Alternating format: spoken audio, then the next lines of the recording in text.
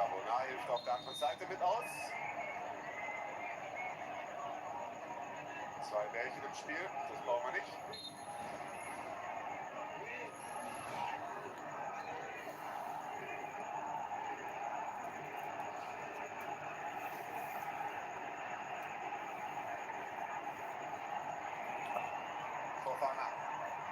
Bekommt ihn nochmal wieder. Schuss geblockt von Kalulu und daraus entsteht womöglich eine Kontersituation. Bangola. Blauwitsch. Auch hier wieder nicht ganz sauber in der Ausführung. Holt ihn sich aber wieder. Stark gearbeitet vom Neuner der alten Dame. Locatelli.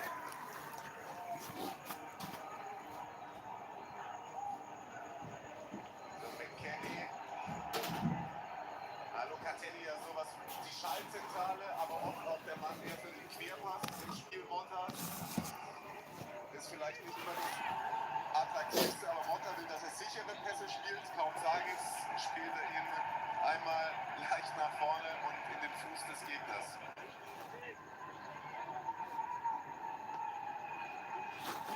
Bei Monta muss man wissen, er war ja bei PSG auch Jugendcoach und bei ihm gab es ja diese Systematik 2-7-2 und dadurch gehst du in einer sehr hohen Linie, um den Ball zu erobern.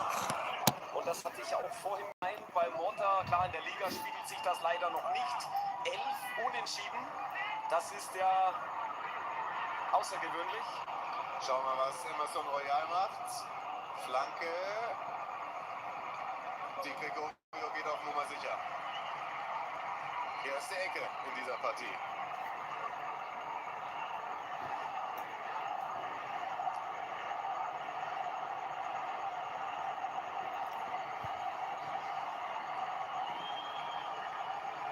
Welcher kommt jetzt auch?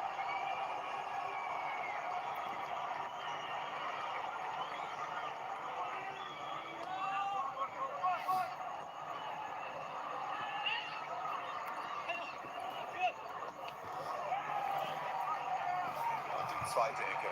Vielleicht die mit ein bisschen mehr Zielstrebigkeit ausgeführt.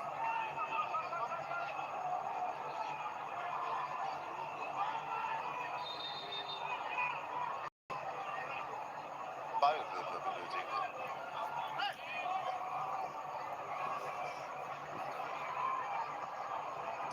Da kommt er.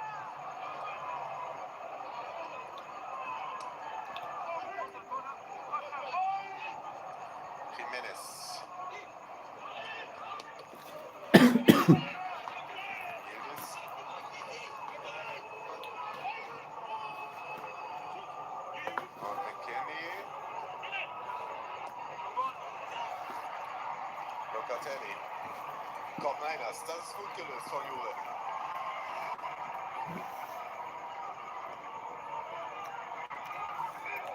Ja, aber auch da Milan schnell die Seite mit verlagert, ne? Morata. Also, grundsätzlich hervorragend zu sehen. Milan kommt gut in dieses Spiel, presst hoch an, aber das ist die Motta-Folie. Du willst es spielerisch lösen, du kommst aus der Drucksituation mit einem Diagonalball, technisch gut aufgelöst und dann mit dem Freistoß gezogen. So kommt man jetzt wieder in eine weitere Ebene im Mittelfeld. Ja, das ist modernes Juventus-Turin-Spiel. Oft haben sie sich leider nicht belohnt. Vielleicht ja jetzt. Gut verteidigt von Emerson Royal. Scharfe, gefährliche Flanke aus dem Halbfeld. Ja, belohnt, wollte ich sagen, letztes Spiel im alten Jahr gegen die Fiorentina. 2:1 Führung, viele Chancen auf die Entscheidung. De Gea im Kasten, rettet spektakulär und ein individueller Fehler. Cambiaso, der dann ausrutscht. Weitere Punkte, die dir einfach fehlen, Mario, im Kampf um die Top 3 in Italien. Ja, Inter Mailand ist ganz, ganz oben dabei. Atalanta Bergamo spielt eine sensationelle Runde und ich glaube, Juventus und auch AC Milan sind schon sehr, sehr weit weg. Aber wer weiß, also der AC Milan hat mit dem neuen Coach jetzt, mit den Spielern, die wieder zurückkommen werden, mit Sicherheit auch die Chance, in einen Siegeszug zu kommen. Du sprichst es an, aktuell sind es für Juve 9 Rückstand auf Atalanta, die auf 1 stehen. Allerdings von dir auch angesprochene Inter, ja noch mit einem Spiel in der Hinterhand, könnten dann auf 43 stellen. Das wären dann schon 11 Rückstand auf den Spitzenreiter. Aber Juve, ja erstmal würde ich sagen, die Champions League Qualifikation sichern. Und während ich hier auf die Tabelle schaue, steht Vlahovic zum Glück für den Kommentator im Abseits-Treffer, hätte nicht gezählt. Gestern der VAR schon hauchzart einen einkassieren müssen. Hier war es vielleicht ähnlich knapp wie gestern bei Atalanta. Die hatten nach dem 0:2 gegen Inter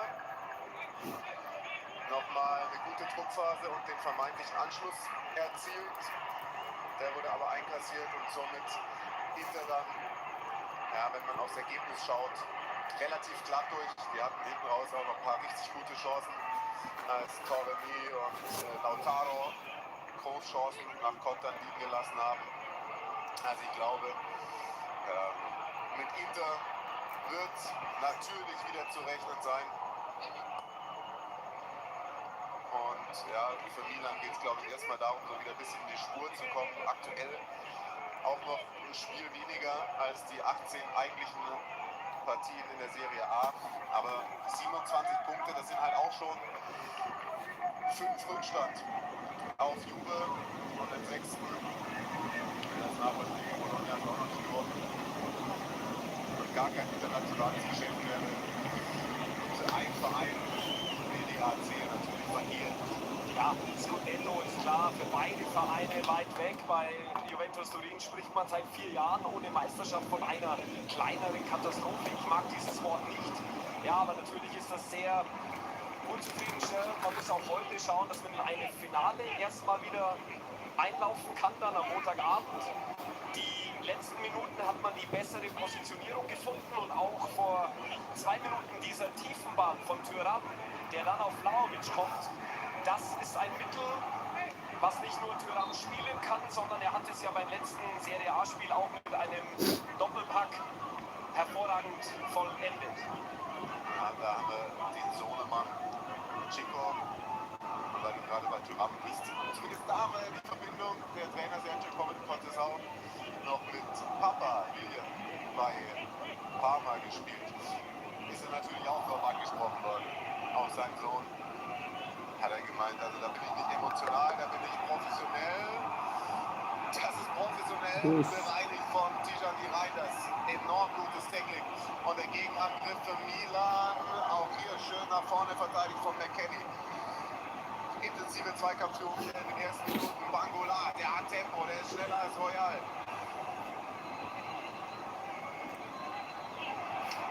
Übergang ins Schlussdrittel passt noch nicht. Kommt Reinders abgepfiffen. Was wollte ich sagen? Er ist professionell, hat er gesagt. Und dann meinte er noch, also wenn ihr seht, dass ich vielleicht so ein bisschen feuchte Augen habe, also Sergio Conceição hat er gemeint, das liegt daran, dass er die letzten Tage ein bisschen kränklich war und nicht damit, dass es ihn irgendwie rührt. Und zu Hause ist er der Papa, heute sind sie die Gegner und er will gewinnen, sein Sohn will gewinnen und im Endeffekt hofft er, dass er seinen Sohn heute nicht glücklich macht.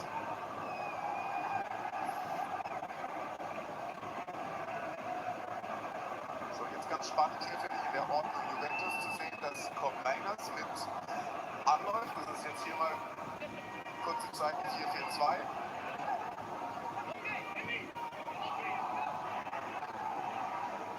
Und Michi Locatelli versucht Reinders zuzustellen, wenn ich das richtig sehe. Jetzt schiebt er da mit rüber, jetzt wäre Reinders offen. Benacer sucht auch genau den, aber Kounde macht den Weg mit. Vlahovic wieder so ein bisschen in den Rücken, Tempo ist raus, Bangola kann trotzdem das nochmal aufnehmen. Im 1 gegen 1, das 2 gegen 1 entscheiden dann die Rossoneri für sich, aber der bleibt oben drauf. Benacer bekommt Probleme, füllt ihn einmal raus, Ballbesitz wechselt wieder.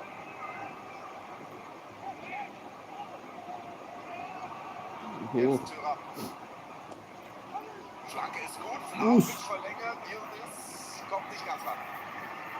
Ja, Bangola im Endeffekt links offensiv sehr viel in Aktionen, er hinterläuft auch, hat dann leider in der permanenten Stresssituation technisch gepatzt hier. Zlatan natürlich auch immer noch der große Unterstützer bei Milan. Und ja, ich glaube, das hat auch Motta in der PK gesagt, in der Pressekonferenz. Diese große Qualität eines Conceiçãos, die er beim FC Porto abgerufen hatte, das ist ein Faktor, der in 25 bei Milan wieder mehr zum Tragen kommen wird. Denn einige Altmeister, unter anderem Theo Hernandez, die waren doch bei Fonseca schon auf Halbdynamik gestellt. Ja, es hatte doch schon so den Anschein von Anfang an, als würde das nicht alles vollständig passen. Klar. Im rot-schwarzen Teil Milan aus Thuram. Schön geöffnet. Jetzt macht McKennie mal den Weg mit Bangola. Mit dem Vortrag. Nochmal Thuram. Da haben wir Wes McKennie. Mr. Vielseitig. Ehrlicherweise gefällt mir der Ex-Schalker natürlich dann doch meist im Mittelfeld besser, wenn er auch noch diese Dynamik rein in den Strafraum entwickeln kann. Aber jetzt wird er heute erstmal hinten links benötigt. Komm, Meiners geht da auch mit auf die letzte Linie. Strafraumbesetzung ist ganz okay. Tomauli löscht fürs Erste. Anfangsviertelstunde ist durch. Viel Abnutzungskampf im Mittelfeld, auch aufgrund der ein oder anderen Ungenauigkeit im Passspiel. Positiv formuliert kann man aber vielleicht auch sagen, dass das daran liegt, dass die Mannschaft ohne Ball enorm griffig agiert. Egal, welche von beiden eben gerade die Verteidigende ist. So, also das mit den Bällen haben wir hier noch nicht ganz im Griff.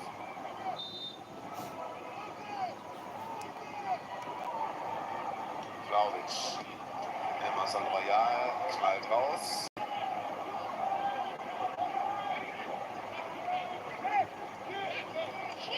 Juve versucht erstmal viel über links zu initiieren.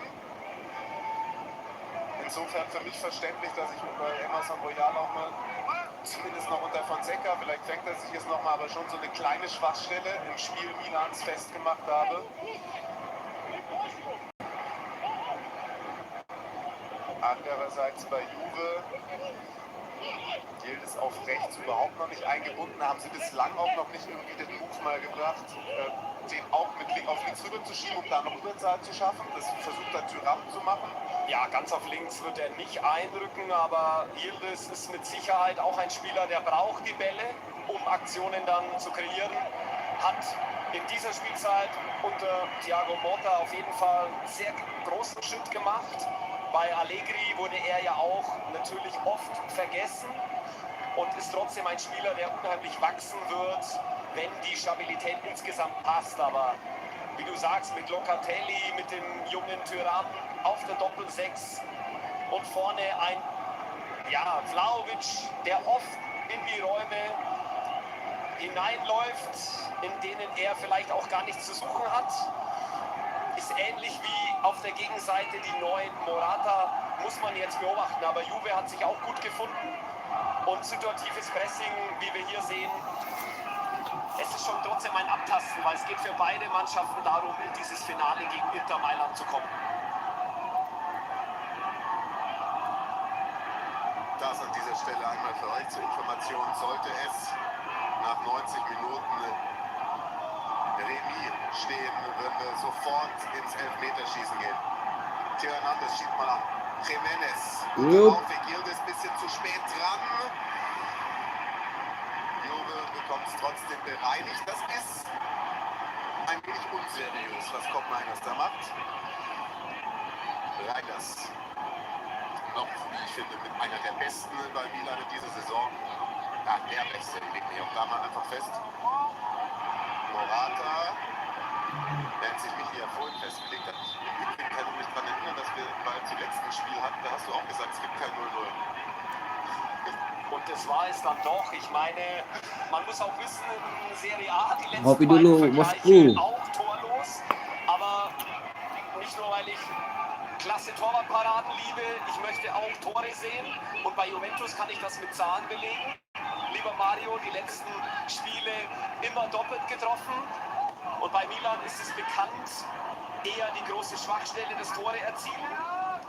Und ja, wenn ich falsch liegen sollte, sehen wir zumindest ein hervorragendes Penaltyschießen. So ist gut. Und mir gefällt ja auch, dass du stets optimistisch an die Sache rangehst. Apropos Torhüter, Marc-André auf jeden Fall würde ich sagen, wir haben den Fuß schon deutlich stärker und gibt dem Team auch ja, viel Sicherheit. Ist, glaube ich, ein wichtiger Charakter auch in der Mannschaft, in der Kabine. Auf der anderen Seite bei Juve, ja, die Gregorio ist so eine 1-Sternchen. Ne? Diese Saison, Motta rotiert extrem viel auf der Torhüterposition. Kannst du mit zwei, die jetzt keine Anfang 20 mehr sind, vielleicht schon auch machen. Dennoch aus deiner Sicht, auch als Torwart, ja, also Berridi, das sind beides gute Torhüter. Ja, das sind hervorragende Torhüter, Mario. Man muss trotzdem wissen, ein Torhüter will seine Spiele auch durchziehen. Und dieses permanente Wechselspiel, okay, wir kennen es aus der Vergangenheit bei Juventus, der Altmeister Gigi Buffon, Wojciech Szczesny, aber jetzt, dass Fermin ganz wenige Spiele nur gemacht hat in der Spielzeit. Ich glaube, er war 6-mal aktiv. Die Gregorio hatte man geholt aus Monza. Er macht es hervorragend. Oh, das ist auch ein hervorragender Ball für Jules. Goal. Juventus. Juventus. Seid er zum ersten Mal in Aktion und netzt. Oh, cantik kali gol 21. Messi. Minute. Juve führt. Ildic. Juventus 1-0 Milan. Nichts zu halten, würde ich mal sagen, für Marc-André. Kai Ildic.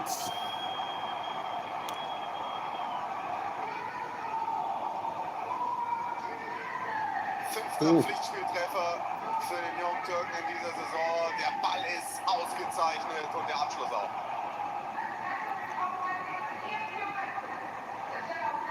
Ja, du sagst nichts zu halten. Ich sage trotzdem, das ist eine Geschichte, die man ja öfter macht. Er kommt zu früh tief und eigentlich trotz der Schusshärte, nein, er geht an der linken Patsche vorbei. Den solltest du dann auch abwehren können. Schade jetzt für Magnan in der Situation, denn ich wollte das noch sagen, hier auch große Freude. Der Tiefenball von Mangula, sensationell. Sensationell. Weißt du warum? Nach Ballgewinn treibt er ihn vertikal durch das Zentrum und schiebt ihn tief. Milan, ich glaube Hernandez müsste es gewesen sein, kommt nicht mehr auf die innere Linie. Ja, da muss man auch einen Torschuss in der Form zulassen. Aus Torhüter-Sicht sage ich ganz klar, der Ball wird sowieso eingesackt. Magnan in der Analyse wird es wissen, zu früh tief gestanden. Ja, und ich glaube, der Handschuh flackert sogar ein bisschen. Er hat ihn schon noch touchiert und dann ist ja auch die alte Weisheit. Bist du dran, hast du ihn. Bist du dran, tut's richtig weh und hier, ja, 1-0 Juventus, aber wir waren bei Magnan und er hat die Kapitänsbinde und er hat seine 3 Jahre jetzt nach dem Wechsel aus Frankreich hierher hervorragend integriert. Einige Verletzungen haben ihn aus meiner Sicht eben nicht dazu gebracht, dass er die komplette Herrschaft in Serie A hat. Mit Jan Sommer, der absolute Topkeeper.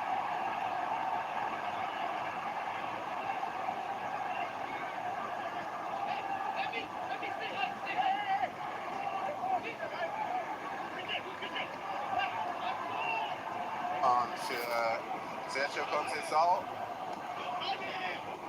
jetzt in seinem ersten Spiel an der Seitenlinie zum ersten Mal auch einem Rückstand hinterherlaufend.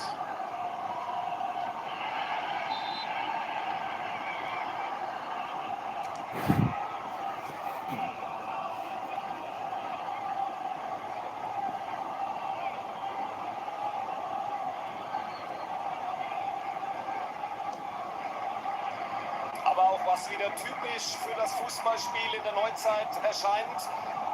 Ja, ein extra tiefer Ball. Ja. Ja, spielt mit. Magnan hat diesen tiefen Ball, dass du in der Person von Yildiz 2 Minuten vorher im eigenen Rücken den Fehler zulässt. Da war der Durchbruch von Jiménez und dann in der Offensive sofort wieder die rechte Seite sehr gut besetzt. Du wirst gesehen vom Mitspieler und du handelst hervorragend. ja, in Regensburg geboren, beidfüßig, aber rechts noch etwas stärker. Also er hat dieses Jahr den Durchbruch auch durch viele, viele Spiele bei Juventus schon geschafft. Insgesamt die 10. Torbeteiligung im Pflichtspiel für Juves 10er.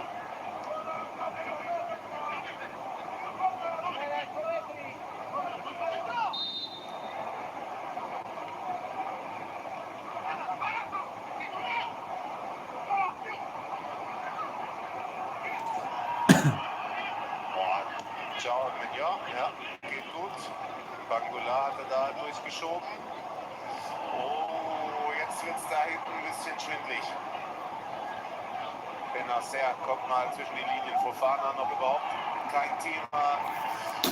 Und Reinders auch offensiv gesehen noch ohne die ganz große Initiative. Aber ich fand das jetzt wirklich, Minute 24 werde ich mir noch einige Male in der Analyse ansehen. Und das ist genau diese Thiago-Motta-Schiene, dass du sehr, sehr hoch anläufst. Also ich habe 6 Spieler, die beim Torwart das Manöver beginnen.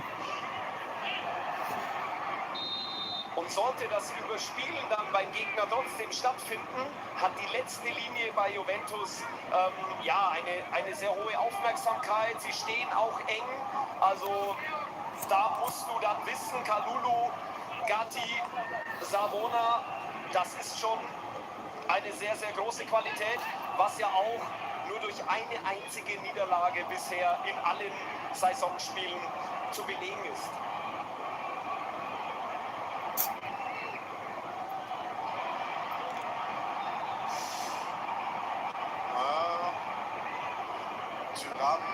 Sohle offen, Fragezeichen, Ball war schon auch mit dabei. Na, ist okay, dass er das abschließt. Ja, und dennoch ist man bei Juve natürlich nicht vollumfänglich zufrieden. Das liegt auch daran, dass so eine, du hast vorhin es angesprochen, ne, die Unentschieden. Da schlägt man in der Champions League City, um dann zu Hause den Aufsteiger Venezia nicht besiegen zu können. Stattdessen sogar noch glücklich mit einem Punktgewinn rausgeht. Hat dennoch Sieg City angesprochen, in der Champions League aktuell Platz 14, 11 Punkte, das sind nur 2 Rückstand auf Platz 8, was ja sogar dann direkt fürs Achtelfinale reichen würde. In Brügge spielt man noch und gegen Benfica, also hat man sich sehr ordentlich verkauft. In der Champions League dann nur die Niederlage gegen Stuttgart zu Hause. Und jetzt die letzte Chance, kommt Mainers. Ja, geht immer wieder mit rein in die Box. Kann auch Kopfball. Und dann hast du halt da auf einmal 2 Kanten zu verteidigen. Der Niederländer von Atalanta gekommen mit den Füßchen. Sicherlich noch feiner unterwegs, aber durchaus auch in unmittelbarer Tornähe. Einer, der gefährlich werden kann. Also was mir persönlich jetzt auch abgeht nach dem Rückstand und insgesamt nach fast einer halben Stunde Spielzeit, die linke Angriffsseite bei Milan findet nicht statt. Hernandez, klar, bekommt oft diese Chipbälle in erster Linie von Magnan, aber dann die Spielfortsetzung. Er dreht sofort wieder ein, das Spiel wird nach hinten fortgeführt, ohne dass man mal den vertikalen Ball auf der linken Offensivseite auch sucht für Jiménez. Oder Morata in eine zentrale Position bringt mit einem langen Flugball. Also Morata hat gefühlt 5 Ballkontakte. Ja, vielleicht reicht ihm ja der 6. dann. Aber sie sind, du hast absolut recht, 2 Ecken haben wir gesehen am Anfang, die keine Torgefahr erzeugt haben. Gregorio musste nur einmal so eine abgefälschte Flanke über die Latte patschen. Vielleicht ja jetzt Jiménez gegen Jules. Jiménez gut. Und wenn jetzt da Morata das Füßchen reinstellt, dann hätten wir genau sowas. Kalulu, Morata. Gehabt, aber auch noch nicht vollständig eingeschlagen. Ranger. Tijani Ranger. 2 Assists. Gatti aufmerksam auf Kosten einer Ecke.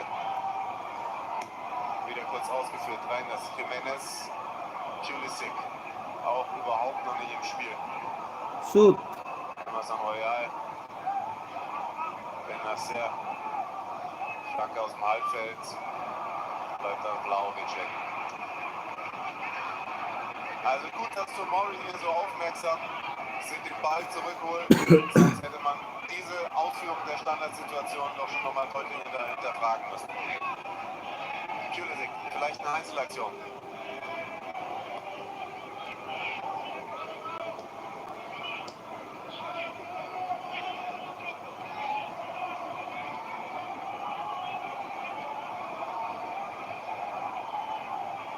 Jetzt mal ein tiefer Ball für Morata.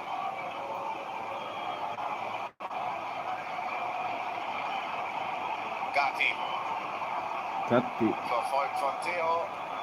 Abgelaufen.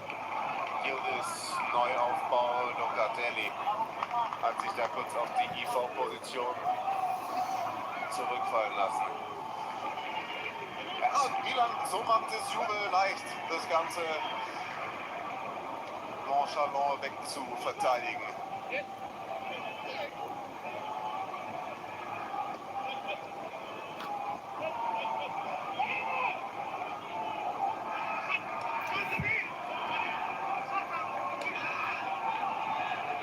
Ja, damals waren es Cellini und Bonucci. Jetzt hat man eben auch einen Federico Gatti. Sehr gut in den Zweikämpfen, auch ordentlich offen in der Spieleröffnung. Aufbau kommt oft über die halbrechte Innenverteidigerposition.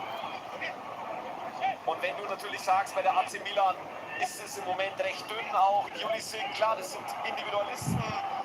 Aber es fehlt natürlich eine unheimliche Wucht über beide Flügelpositionen.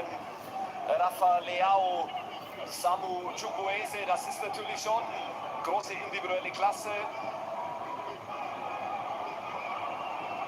Sie hat auch Thuram, der bleibt jetzt aber mal hängen.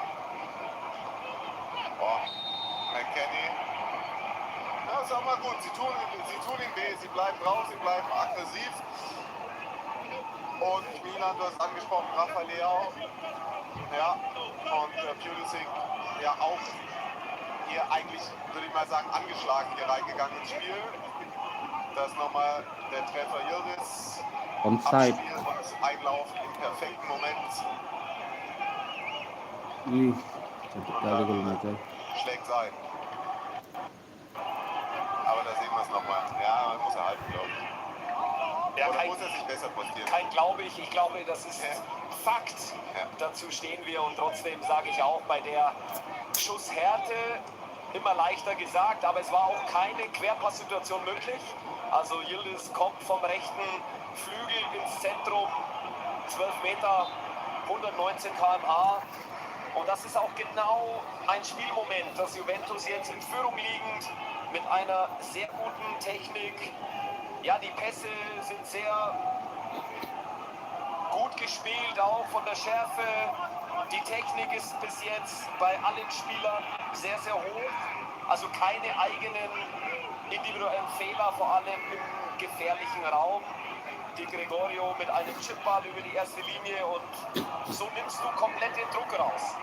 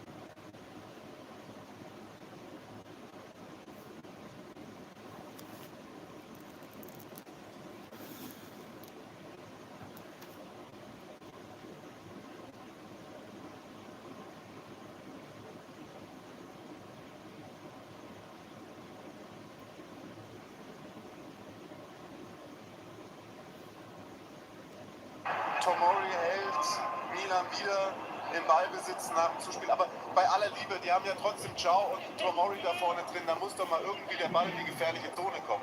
Du sagst es. Und die gefährliche Zone ist eben in der Box die 10 Meter. Die 10 Meter vor die Gregorio. Und da muss Reinders vielleicht sich den Ball auch mal schnappen und einen langen Ball spielen. Das wird Conceição mit Sicherheit nicht so vorgegeben haben. Das ist Einschätzung der Spieler. Vorher den Freistoß super gezogen, nach einem Einwurf übrigens. Was ich auch oft immer genau beobachte, kommst du aus einer Techniksituation im Stand in eine Vorteilsposition. Hier auch wieder, das heißt nichts anderes, im Ballbesitz bleiben. Ja, er liegt erneut am Boden. Benacer, das hatte ich glaube ich zu Beginn auch gesagt, ein Spieler, der immer marschiert, ein Motor, der sich für nichts zu schade ist. Aber er hat auch, hier war es die Aufnahme, unglücklich dann ins Gesicht. Er wird wieder weitermachen. Ja, die Hacke bekommt er hinten rein. Kommt man jetzt keinen Vorwurf machen. Na, da ist ganz schön eingeschlagen wird. Hoffen wir, dass der Schädel nicht zu sehr funkt.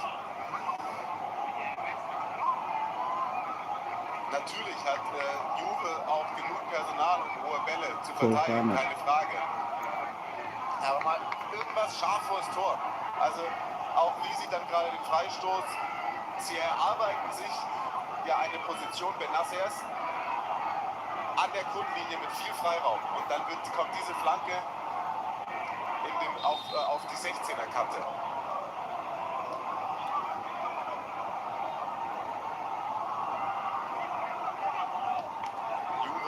Defensiv noch überhaupt nicht in Schwierigkeiten gebracht worden. Und ich glaube, das hatte man auch beim letzten Heimspiel Milans gesehen gegen die Roma. Da hatte man auch Umschaltmomente immer wieder genutzt, um dann in Chance zu kommen. Die nutzt jetzt erstmal Juve.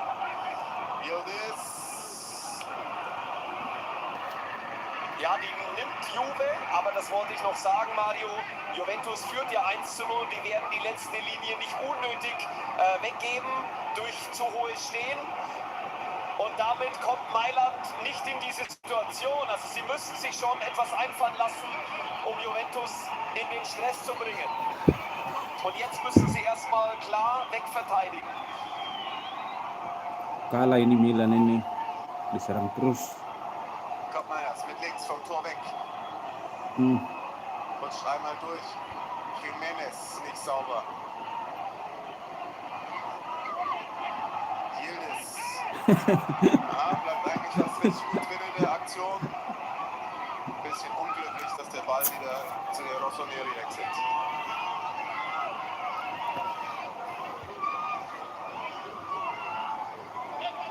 Theo Hernandez.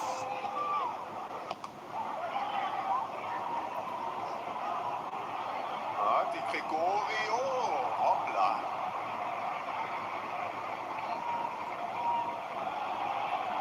Guter Zweikampf von Emerson Royal. Benacer.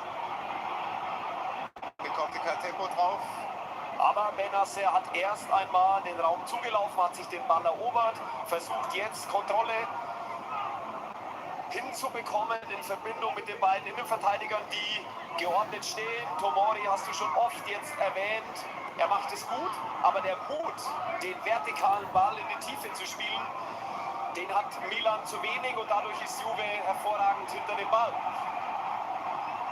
Kein Foul, sagt Colombo von Gatti. Kommt rein, das geht ab. Stark gemacht von Fofana. Gurkel für den Schiri, wie der Österreicher sagen würde.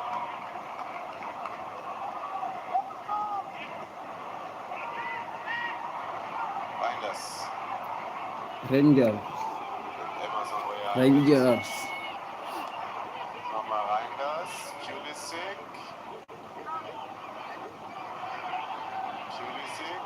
Fofana.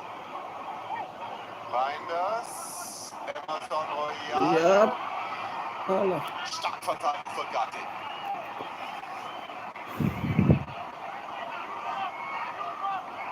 super den Ball festgemacht.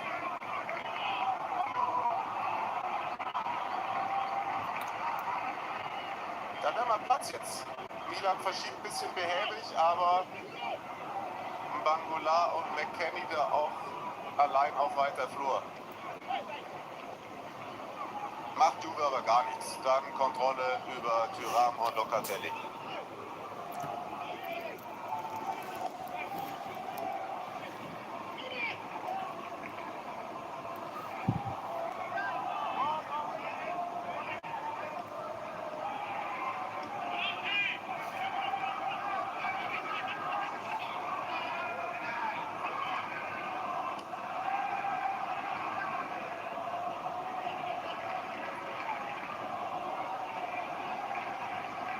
Also man erkennt es ganz klar von der Spielidee, hat Motta nicht nur die Eingespieltheit seiner Mannen, sondern auch dann den Vorteil, dass bei der AC Milan natürlich einige wirklich jetzt schon genannte Kräfte seit Wochen fehlen, ja, durch Verletzungen. Da ist kein Automatismus und auch keine großartige Physis drin. Die Anzahl der erzielten Tore auch in der Liga geben den Beweis dafür. Da hat Milan einfach viel zu wenig Chancen auch kreiert. Dabei hat man natürlich trotz einiger namhafter Spieler, die fehlen, da genug Qualität. So wie ihm zum Beispiel. Wenn das sehr... Es fehlt die Überzeugung, es fehlt die Handlungsschnelligkeit.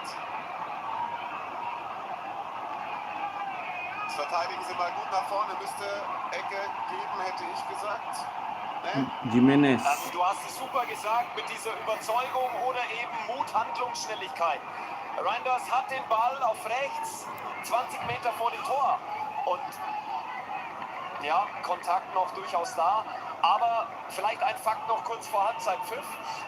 Milan spielt mit 11 Legionären in der Startelf. Und das ist zuletzt im November der Fall gewesen, als man in Madrid in der Champions League 3:1 gewinnen konnte. Also Anfang November war das. Heute durch den Wechsel in der Innenverteidigung, dass Tomori wieder in die Mannschaft gerückt ist, ja, hatte man dann eben Matteo Gavi auf die Bank genommen. In der heutigen Zeit nichts Neues, aber trotzdem für Milan-Verhältnisse schon auch kurios, oder? Ja, absolut. Aber weil du die Königsklasse angesprochen hast, da sind sie auch ganz gut unterwegs. 12 Punkte, Platz 12. Wäre auch noch eine Top-8-Platzierung möglich. Girona und Zagreb, die zwei verbleibenden Gegner, machbar.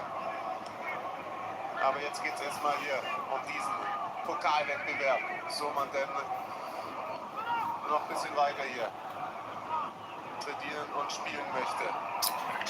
Aktuell sieht es aber so aus, als könnte der bisherige Rekordsieger dieses Wettbewerbs ins Finale einziehen und sich den 7. Titel schnappen. Oder zieht Inter dann gleich. Die stehen bei 8, Juve eben bei 9. Oh, McKennie, da geht er viel zu einfach vorbei. Und im Tempo auf Emerson Royal lässt sich eindrehen. Ein bisschen zu verspielt jetzt. Pulisic, Bangula stabil. Ball im Aus.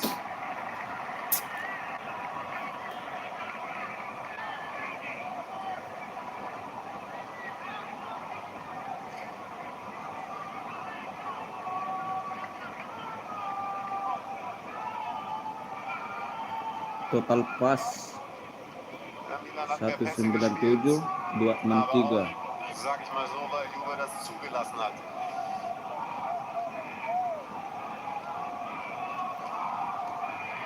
Jetzt mal ein vertikaler. Jimenez. Nasser, Emerson Royal. Pulisic. Nasser im Rückraum. Pulisic, jetzt sieht er ihn. Dauert wieder alles viel zu lang. Fofana. Ja, 45. Zumindest mal ein Abschuss für die Rossoneri kurz vor der Pause. Rossoneri, Fofana. Fehlt viel.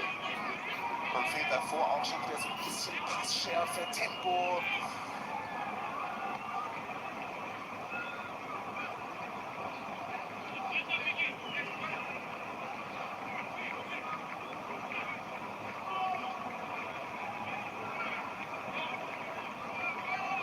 maximal ein Minütchen obendrauf, nehme ich an. So ist es. 60 Sekunden Zugabe. Nochmal Yildiz. Yildiz, gol. Hampir. Vlahovic. Ciao fürs erste. Benacer. Hoppla. Pulisic. Emerson Royal. Pulisic. Konter. Fragezeichen. Milan. Benacer in der Mitte macht mit. Jetzt müssen sie es auf links sehen. Oh. Benacer. Milan. Foulspiel. Gelbe Karte. Yellow In dem card. Fall dann. Yellow card.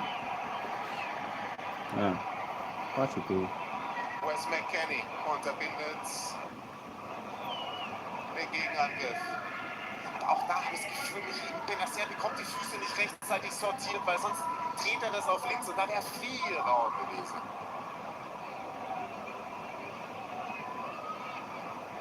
Wes McKennie hat sich selber ein bisschen wehgetan. Schützt ihn natürlich nicht vor dieser berechtigten Verwarnung Yellow card. dieses taktischen Eingriffs in den MC Gegenangriff. Kenny.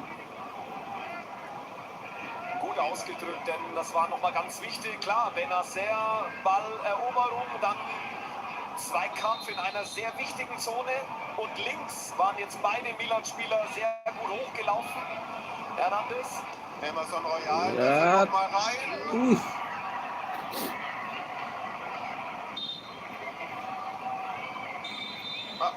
Oke, half time. Juventus 1, Milan 0. Half time. Dank des Treffers von Inigo Goal. von Kenan Yildiz zur Pause Yildiz. mit 1:0 im Halbfinale der Supercoppa gegen Milan. Supercoppa.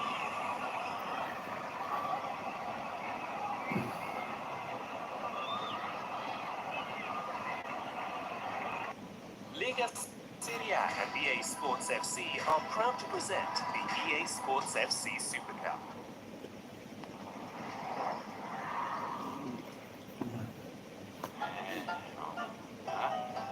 Oh, that's very, Right?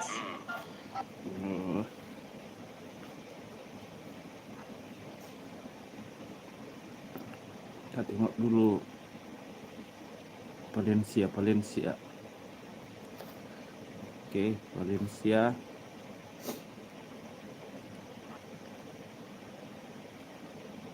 Sup.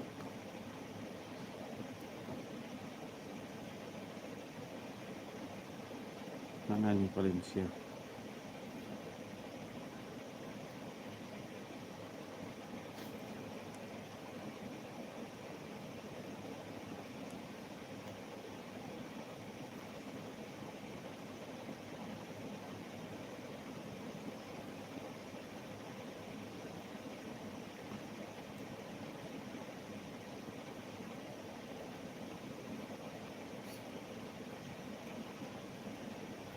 Inilah Madrid.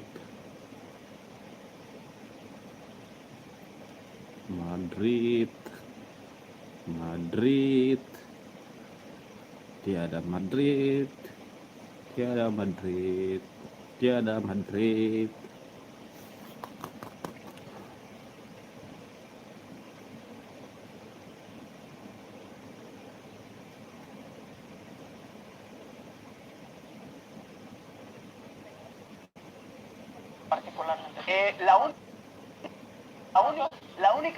La única duda que le veo es lo que te digo, el aspecto defensivo, porque lo que va a suceder es que seguramente Bellingham va a acabar cerrando la banda izquierda, eso va a obligar a Bellingham a pegarse un trabajo defensivo bruto, conformando la línea de 4 al lado de Valverde, de Ceballos y del propio Bellingham, y Mbappé y Vinicius van a estar sin lo que se le llama en disposición ofensiva, que es decir, sin ningún tipo de exigencia para defender. ¿Qué pasa? Que eso a veces es darle demasiada facilidad al rival para que saque la pelota. El equilibrio cuando juegas con Rodrigo, con Mbappé y con Vinicius Mendy, es muy complicado. Sí, bueno, Rodríguez, podría ser también una oportunidad de poder generar o trabajar Joanami, también esa química. Vázquez, Nosotros por el momento Bellingham, hacemos otra la liga Ceballos. al vintage. Alah. Bintra.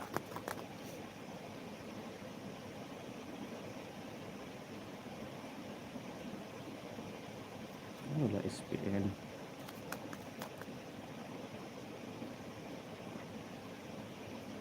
SPN Madrid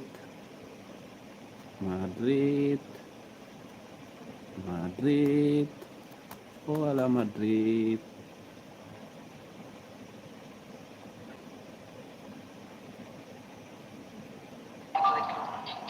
Como él, celebro todo como futbolista soccer mom. Futbolista Como él, mi papá cree que yo le voy a México soccer mom. Valencia versus Real Madrid. Claro, las soccer moms que saben más que el coach soccer mom. Hey coach, switch to a 4-3-3. Con el tú que conectes, hazlo con el TNT. USAA for the military community and their families. Cut. Sam, I really need to feel that USAA service. Garcia. USAA, you could be eligible. Your spouse, parent, Real Madrid will be looking to return to top spot in La Liga. Their rescheduled fixture against Valencia USAA, are you eligible? for Rome, the near March and new, beginning with a new head coach. But they just use Harry's.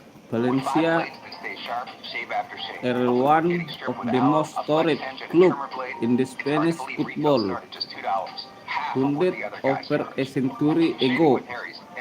They have lived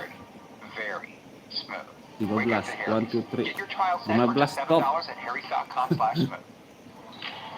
Siguiente.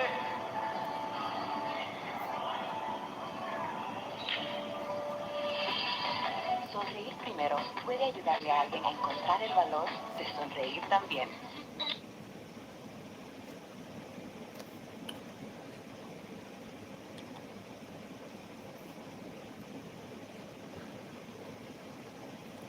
Real Madrid akan berupaya untuk kembali ke posisi puncak di La Liga dalam pertandingan yang dijadwalkan ulang melawan Valencia, yang mana tahun baru menandai awal baru dengan pelatih baru.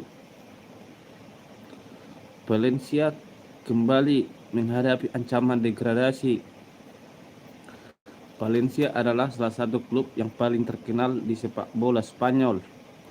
Didirikan lebih dari 1 abad yang lalu. Mereka telah mengangkat 15 gelar Liga dan Piala Liga utama, selain beberapa trofi kontinental. Namun, pencapaian itu tampaknya masih jauh untuk saat ini, karena nasib klub telah menurun selama sekitar 1 dekade terakhir.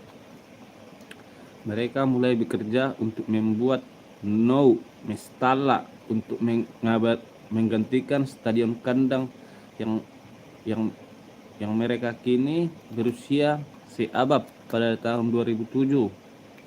Tetapi masalah perbedaan telah membuat proyek itu terkatung-katung selama 15 tahun terakhir.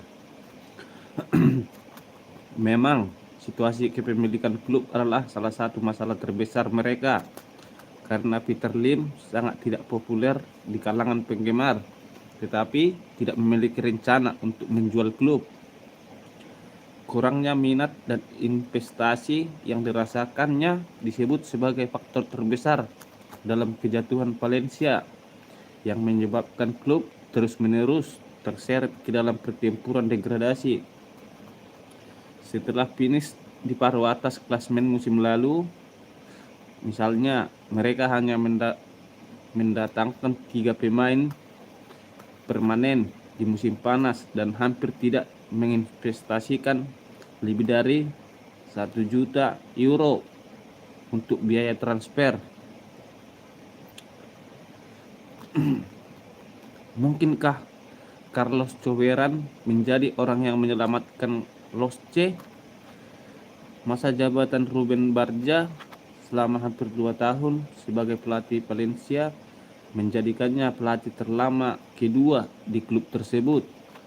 Selama hampir 20 tahun mereka telah terjebak dalam lingkaran setan, di mana mereka mendatangkan nama yang relatif lebih besar tetapi gagal tetapi gagal mendukung mereka dan terjerumus dalam pertarungan degradasi, di mana mereka memutuskan untuk mendatangkan seorang pemadam kebakaran yang dapat memenangkan keadaan sebelum lingkaran itu terulang kembali. Carlos Corberan mungkin adalah orang yang memutus siklus itu. Sebagai penggemar klub sejak kecil, ia juga lulus dari akademi sebagai penjaga gawang, tetapi gagal membangun karir senior yang kuat dan dengan cepat beralih ke pelatihan. Awalnya ia tidak menikmati banyak kesuksesan, tetapi tampaknya berubah setelah bekerja dengan Marcelo Bielsa di Leeds United. Sejak saat itu, ia telah memimpin Huddersfield Town dan West Bromwich Albion untuk promosi di kejuaraan Inggris. Corberan tentu saja akan berjuang mati-matian untuk menghindari degradasi kedua kalinya bagi Valencia, dan ia juga memiliki kecerdasan taktis untuk berpotensi melanjutkannya di sana. Laga lain bagi 4 penyerang pilihan utama Real Madrid, 4 pemain depan pilihan utama Real Madrid, Rodrigo, Jude Bellingham, Vinicius Junior, dan Kylian Mbappe baru memulai 6 pertandingan bersama sejauh musim ini karena berbagai pertandingan.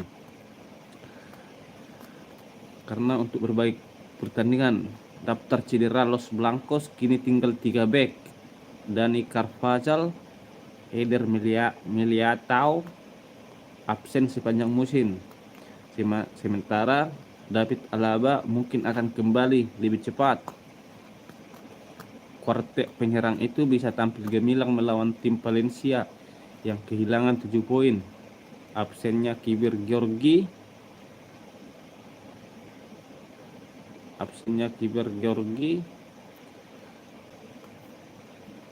Mamar Dasvili, bek tengah Mustar Diakhabi, dan bek sayap Jose Gaya dan Thierry Correa pasti akan melemahkan pertahanan mereka.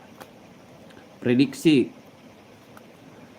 Valencia dapat merepotkan Real Madrid dengan pergantian pelatih kepala baru dan potensi kejutan taktis, tetapi Los Blancos seharusnya memiliki cukup kualitas untuk membawa pulang 3 poin. Begitu guys. Mana bulannya tadi? Madrid. Di mana kau Madrid? Semoga Madrid kalah.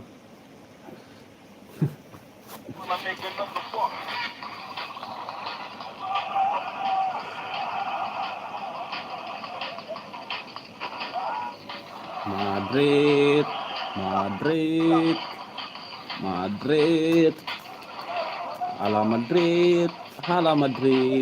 Hala Madrid. El partido que había sido postergado por la situación trágica que sufrió la comunidad valenciana por el fenómeno de la Dana, hoy se va a poder jugar finalmente en Valencia. Ayo Valencia. El partido en el penúltimo puesto de la clasificación, el Real Madrid hoy con una victoria quedaría con un partido más que el Atlético de Madrid, pero estaría tomando por asalto el liderato. Así le damos la bienvenida a este Komentator Ricardo Mendes, Mario Kempes. en la pantalla del líder ESPN. ¿Cómo estás, Mario? ¿Cómo te va? Hola, Richa. Bueno, dos objetivos totalmente diferentes. Un Madrid seguir sumando puntos para estar ahí arriba como Madrid, todo el campeonato y todas las Vinicius, competiciones que jueguen. Chuanemi, Que tiene el objetivo de salir de ese pozo que se ha metido, que no sabemos, que no sé ni cómo sabemos cómo puede llegar a salir. Estas clases de partidos son lindos porque motivan al equipo local, en este caso el Valencia, pero el Madrid es muy poderoso en un momento muy complicado del Valencia. Momento complicadísimo, sin duda alguna, recordando que el 25 5 de diciembre prácticamente fue cuando llegó el nombramiento de Carlos Corberán para hacerse cargo de la entidad valenciana. El Pipo Baraja no continuaba ya con el conjunto local para este partido. Y el Real Madrid le empieza a dar también una semana bastante complicada. Así se para el equipo local. Con Dimitrevski en el arco, Fulquier, Mosquera, Tárrega y Yare. Digamos que el Valencia tampoco va a cambiar mucho porque tampoco tiene mucho para cambiar. Enzo Berrenechea, Javi Guerra, 3 por detrás de Hugo Duro, Diego López, Almeida y Luis Rioja para hacer el milagro de este nuevo año. Pues verán que apenas ha tenido 5 días para trabajar con el 5 equipo días, tras la salida Calata. del Pipo Baraja.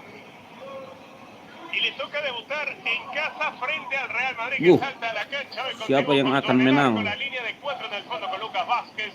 Jovenis será el compañero en la pareja de centrales de Antonio Rudiger. Por izquierda será Mendy.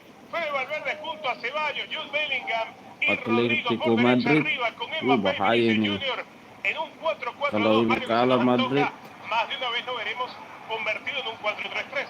No, seguramente que sí. posisi pertama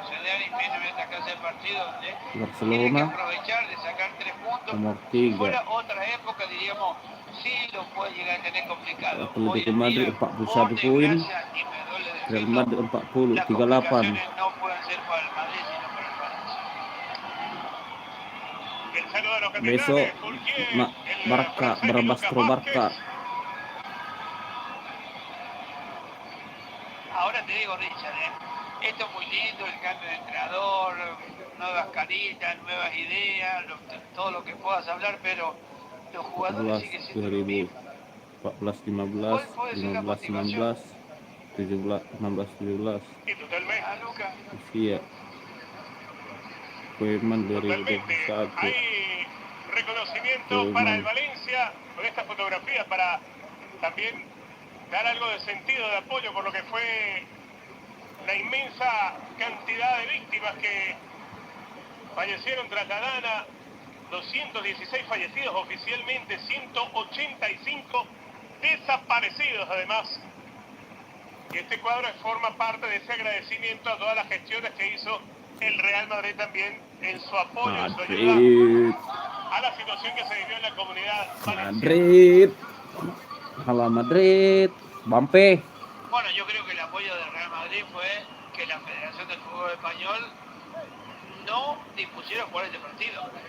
Esa ha sido una locura. El resto hay tiempo para hablarlo con mucha tranquilidad porque no es no es bueno ni mucho menos. Pero ya lo hablaremos con tranquilidad. Y si alguien sabe de esos temas es el matador Mario Alberto Kempes. Por desgracia tengo muchos amigos, bueno, por desgracia dejo muchos amigos, muy buenos amigos, y bueno, lo que te cuentan no es lo mejor, pero bueno, esto hay que sacarlo adelante. La situación del Valencia hoy es muy comprometida y vamos a disfrutar de un partido que fue atrasado por la dana y que comenzó a jugar al fútbol, nosotros a contárselo en la pantalla del líder ESPN. En la grata compañía del matador Mario Alberto Kempes, y quienes habla Richard Méndez. Como siempre, agradeciéndoles por su amable sintonía. Puesto 19, el Valencia con 12 unidades. Segundo en la clasificación detrás del Atlético de Madrid. 40 unidades. El equipo de Carlo Ancelotti solo a uno de los que dirige el Cholo Simeone. Momento de ir repasando también, Mario, las claves del partido. Cuéntame las claves del partido. Mira, hermano, yo creo que lo de Valencia es un milagro en el partido de hoy. Por más que ahí los titulitos digan que hay que defender mejor, no perder la pelota y tratar de hacerle daño al Madrid. Pero es que el Madrid maneja de tal manera los partidos que es muy difícil en estos momentos para el Valencia ni siquiera especular, porque no tiene tiempo ni para eso. Aunque de momento han salido como fieras a presionar en la salida del Real Madrid, provocando casi el error por esta oportunidad. Salía jugando ya Tchouaméni por adentro para que dejara la pelota a Ceballos. Rudiger, que ya va tocando, se mueve Mendy. A un lado estaba Vinicius Junior. El pelotazo largo, a 3 dedos la mandaron al frente, todo controlado en el fondo por Dimitrevski. Está claro que el orgullo está por delante de todo y estos chicos jugadores que Carlos están defendiendo la Choberan, camiseta del Valencia lo van a dar Choberan. todo. Yo no sé si les alcanza. No sé si les alcanza, por desgracia, para enfrentar hoy en día a un equipo como el Madrid, que a pesar de todos los lesionados que tiene, está ahí, arriba en la tabla de posiciones. Y todavía a la espera de lo que se especula si van a poder fichar o no a un lateral derecho. Se habla con insistencia de Alexander Arnold. Ha dicho unas palabras también el entrenador Arne Slot del Liverpool, que con toda seguridad va a continuar, decía Arne Slot. Atención a esta que ya se está moviendo con Almeida, mete el servicio que va pasado al segundo palo, llegaba Mendy para hacerle camino y dejarla salir al saque de costado. ¿Sabés la prioridad del Valencia? Es no perder la poca o muchas oportunidades que se le presenten. Esa es la única salvación que tiene el día de hoy el Valencia. Y después, claro, no equivocarse en defensa. Es un tema complicado. Sin duda alguna, arriba venía a buscar Barrenechea, la pelota que va quedando en favor del Valencia, llega para controlar la Rioja. Hacia atrás la mandaba el ex del Alavés. Llegaba para el control Rizovsky. Tocaba por adentro Mosquera. Pero otra vez Gazirovsky. 0-0, esto acaba de comenzar. Te lo contamos en la pantalla del líder ESPN junto al matador Mario Alberto Kempes. La presión ahora para que reviente la pelota de Dimitrievski. No, primero Tchouaméni en la mitad de la cancha, la pelota que la tiene el pajarito, Fede Valverde. Aguantaba el uruguayo. Venía apretando por acá Hugo Duro. Antonio Rüdiger. Un toquecito, pero bueno. Con fuerza le vino Tchouaméni, ¿eh? Sí, ahí con el codito en la colleja, como le dicen en España, en el cuello. Que intenta la salida por acá Diego López. El toque en devolución que le mandaba Javi Guerra. Se controlaba Rüdiger. Hasta el fondo con Thibaut Courtois. 0-0, 3-4. La presión para la salida sobre Tchouaméni. Obligando a reventar esa pelota a Lucas Vázquez en la mitad de la cancha, la que daba el Valencia. Que aparecía rápido para jugarla. Al verde que tiene este pelotazo sin sentido. Ahora te digo una cosa, Richard. Si bien es cierto que el Valencia tiene mucho que perder, tiene que tener la tranquilidad suficiente que, sabiendo que es muy difícil ganarle a este Madrid, tiene que hacer las cosas fáciles, no apurarse, no ponerse como digamos nervioso, cosa de apurar la jugada como en este caso, y tratar de tranquilizarse. Digamos que estos 3 puntos están en el debe. Y si no llegas a ganar... Ok, Valencia. Uy, qué buena pelota que mandaron para Luis Rioja, un poquitito pasada. Llegaba para el control Rioja, lo va persiguiendo Lucas Vázquez. Buscando Valencia. asociarse por adentro, ya encontró a Javi Guerra. Upa, pasaba de largo Gavi. Recupera otra vez el Real Madrid. Valencia. Traslada Jude Bellingham. Va el inglés que ya cruzó la frontera. Vinicius Junior se ofrecía Mbappé. Por derecha le está pidiendo Lucas Vázquez. ¡Upa! La que acaba de hacer le pegaba al arco. Le va a caer la pelota a Lucas Vázquez que está dentro del área. Engancha a Lucas, mete el servicio atrás. Tangkap. Hampir Jules sama Valencia, coy. La encontró porque justo estaba parado en el momento en que el remate de Pajarito Valverde iba a ese sitio. Ahí está el mérito del arquero, la colocación, la ubicación. Bueno, o la casualidad. También que la pelota vaya ahí, ¿no? Claro, que va un poquito un metro más a la derecha, un metro más a la izquierda, y es imposible reaccionar de tan cerquita que te iban de disparo. Y esto es lo que le tiene miedo el Valencia. A ese rato que no puedas conseguir la pelota, que te la maneje el Real Madrid. Ahí está el kit de la cuestión, Richard, que el Valencia tiene que tranquilizarse. Sabe que este partido tiene que restar los 3 puntos. Ahora, si vos sacás 3 puntos o 1 punto de este partido con la tranquilidad que tenés que tener, es otro tema. Pero claro, vos te desesperás, dejás que el Madrid te aburra teniendo... Deja que tenga la pelota, vos atrincherarte en el área grande e intentá buscar el contragolpe. La pelota larga. El Madrid también juega el contragolpe, no es que solamente llega el gol con Ok, Valencia. jugada preparada.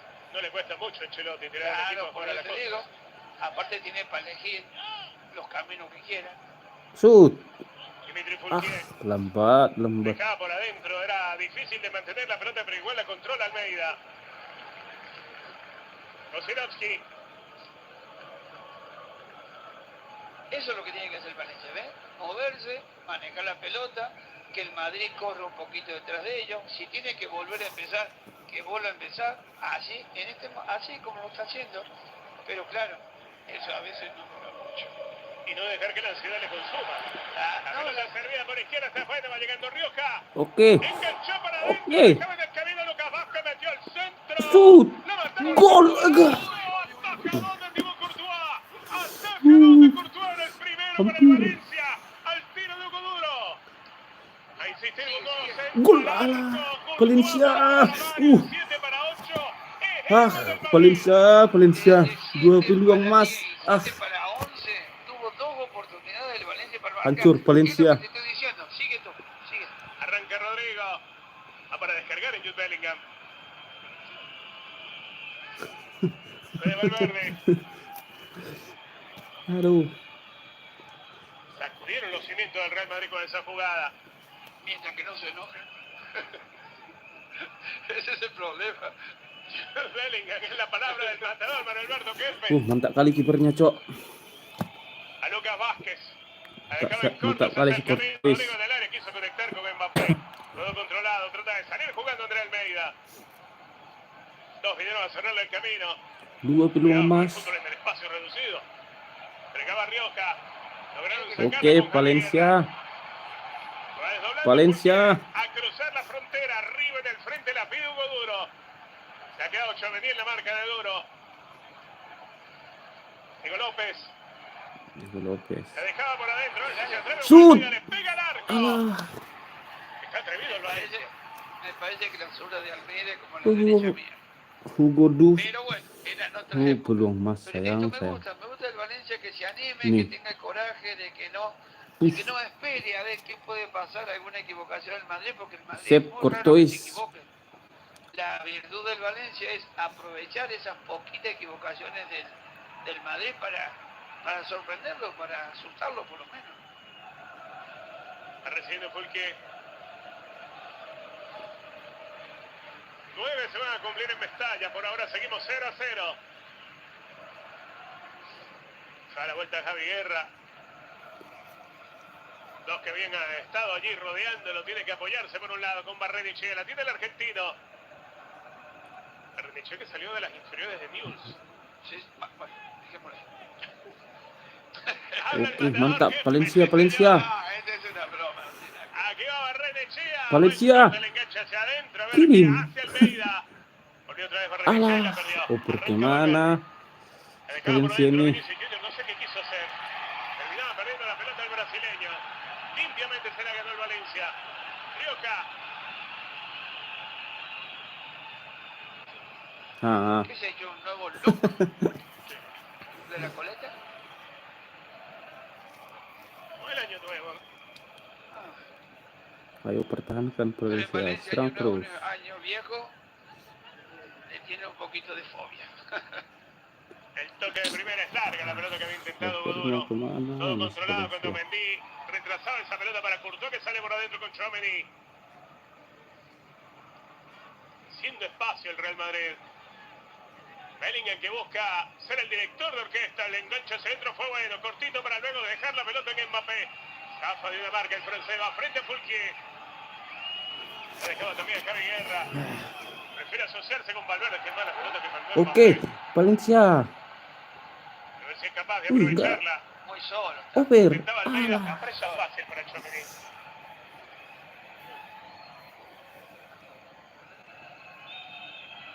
Vinicius. Volvían a intentarlo por adentro. El Bellingham. Otra vez a insistir por fuera, va Lucas Vázquez. Sigue Vázquez. Que lo había dejado allí en corto Federico. Rodrigo. Hati-hati. Lucas Vázquez, raya de fondo. El servicio para que nadie vaya a atacar esa pelota. Era bueno para Lucas Vázquez, pero no, o para Rodrigo. Parece que Lucas Rodrigo Vázquez estaba... el que había centrado. Parece que Rodrigo estaba, no sé, buscando alguna moneda que se le había caído porque no le prestó atención al compañero. Rudiger. Bellingham que la mandaba por izquierda. Ya llegaba Mendy. Volvía el inglés por adentro ahora con Vinicius Junior. Entre dos no podía pasar el brasileño. Fulquier. ¡Upa! ¡Ole! La que ha pegado. También sabe pegar. Ok. Valencia. Y mucho. Oper. Ok. Oper. Gol. Ha cerrado el camino. Qué cerca que la tuvo. Era el primero del Valencia, Mario. Eso es lo bueno que tiene el Madrid. Si la defensa se Llegó kali kiper Real Madrid si Cortés ini.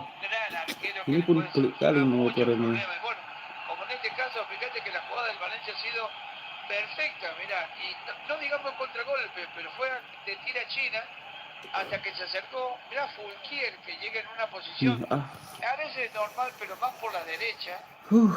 Claro, la definición no vamos a decir que fue mala, lo que pasa es que no es goleador, ya ha tirado a donde podía tirar. Hizo el desdoble por adentro Fulquier esta vez. Por eso te digo, eso es lo que tiene que Corner tener Valencia, pertama pero de momento Valencia. las 3 grandes oportunidades que tuvo no las aprovechó. Los servicios arriba, intentaron el golpe de cabeza, había buscado Tárrega también. Mira ahora, menos mal. Ok. Bien en el fondo Fulquier, recuperaba la pelota Rodrigo. Fulquier, estaba acosando Mbappé. Esperaba Diego López. ¡Upa! Ok. Oper. A veces como que abusa un poquito de la gambeta o Almeida, ¿no? Sí, pero da mucha claridad. Es decir, está abusando, pero bien. No es que abuse para perder. Barrenechea, que ya la ponía por otro costado. No llegaba Fulquier, le robaron la pelota. Se manda Bellingham al frente, tiene Mbappé también. Va desdoblando por la derecha también Vinicius Junior. Recién empiezan a llegar refuerzos del Valencia. Ok. Hay una cosa que la tengo que decir, por más que se molesten los madridistas. El primer tiempo del Madrid en todos los partidos siempre ha sido complicado. Siempre ha tenido problemas para llegar a encajar ese juego perfecto que tiene. Pero una vez que termine el primer tiempo, que entren al vestuario, parece que Carleto le pusiera el otro chip que le corresponde, cambia totalmente. Por eso no es sorpresa que el Madrid a lo mejor deambule ante un partido contra el penúltimo de la Liga como es hoy el Valencia, que es mucho más corazón que juego, a pesar de que hoy están jugando bastante bien. Va a ser pelota para el Valencia.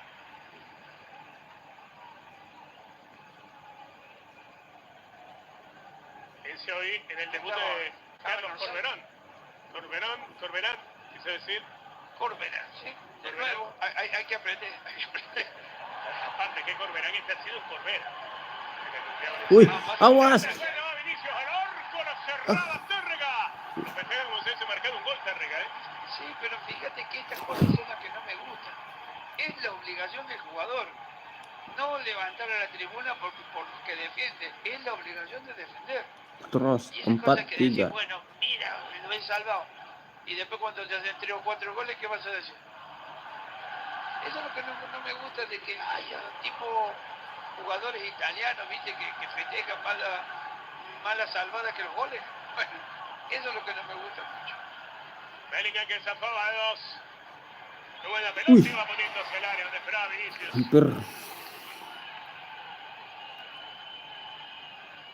¿Para qué están los defensores? Sí, no, totalmente, para evitar Para los defender, goles. y ya está. Recuperar. Y si lo has hecho bien, es mérito tuyo y ya está. Y no para que te aplauda el público. El público te lo va a agradecer porque esa pelota no entró por casualidad. Que había dejado Ceballos hacia atrás con el Chomeny.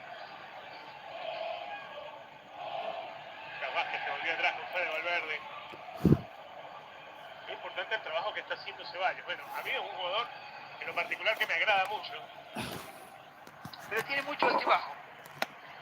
A veces parece que cae momentos de autoestima que se le va, ¿no? Sí, se le escapa ese buen juego que tiene porque realmente es un buen jugador.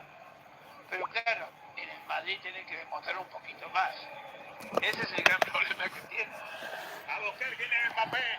No le dejaba llegar esa pelota, bien cerraba en el fondo Tárrega. El Rioja, perseguido por Lucas Vázquez. Ok, mantap. Apa ada gua sih. En contra de Valencia. No sé si la pelota le da en la mano. No creo que sea en la mano. Me parece que ahí... ¿Cuál es la falta? Ahora adivinala. Porque no Nggak ada, ni siquiera un kenapa. toque. Ahora se tira muy bien, que se vaya. Bueno, hablando de Ceballos. Yo lo que destaco de Ceballos es esa capacidad para ir, tienen esa movilidad en ese triángulo de la mitad de la cancha, ir buscando ser el desahogo permanente y el toque rápido para facilitar la salida y el desmarque del compañero. Sí, pero fíjate que lo tienen a Bellingham, lo tienen a Valverde, lo tiene al Vinicius, lo tiene... Es que tiene tantos jugadores en Madrid para un buen toque de pelota y que a lo mejor Ceballos pasa hasta desapercibido, que es un buen jugador, Valencia. pero que quizás le cueste entrar Valencia, en ese ok. que tiene el Real Madrid. Gue bersana, Le ha ok. tocado Almeida por fuera, la pelota la maneja Diego Qué bien. López. Shoot, Tiro al arco, ala. por encima la mató Javi Guerra. Hay que terminar la jugada. Entah kemana nih Llevamos si 18 siapa minutos y nih, realmente setelah ha apa habido ini? posibilidades para, quizás más para el Valencia que para el Real Madrid. Ahí la buena jugada de Tarra que se tira al suelo ante el disparo de Vini. Pero bueno, hay que tener Vinicius. cuidado con los delanteros del Madrid porque en cualquier momento te sorprenden. Mira, ese remate ahí, como decía, a bocajarro. Como decían los antiguos relatores.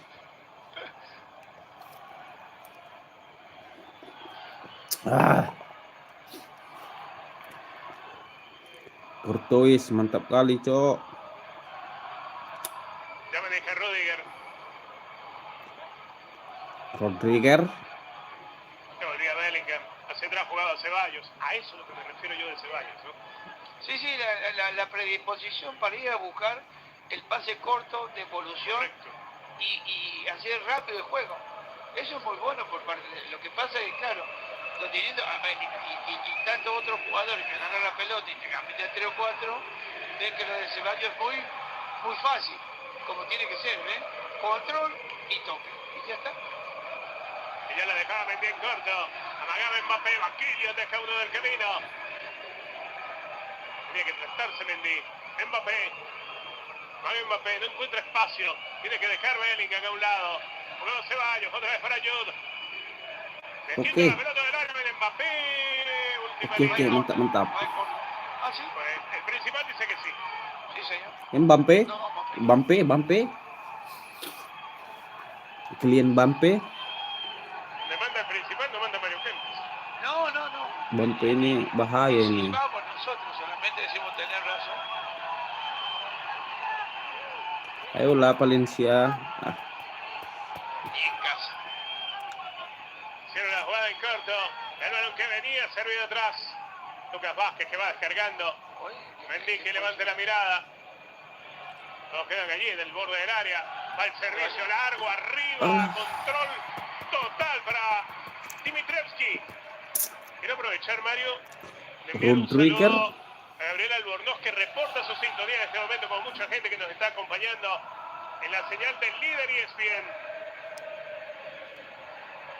Uy. Opa, Dimitrievski. Tenang. Bueno, si estamos hablando de no equivocarse, no se tiene que equivocar, ni mucho menos, ¿eh? Sería el peor momento para equivocarse, ¿no? Sí, no, está clarísimo que sí.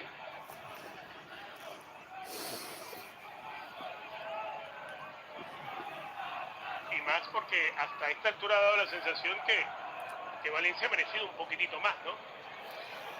Sí, por las ocasiones que ha tenido, sí. Pero fíjate que cada vez que tiene la pelota, la recuperación del Madrid es muy buena, no lo vamos a negar. Y el Valencia a veces peca de esa timidez que tiene que tener un equipo con más confianza. En este momento la posición está 59-41 para el Real Madrid. Pero el Valencia ha disminuido en aquella ansiedad inicial que tenía. Pero, está claro que el Valencia a lo mejor ha tenido las mejores oportunidades para marcar ese primer gol, pero el Madrid... señores, falta. Wasitnya nih nggak beres ini.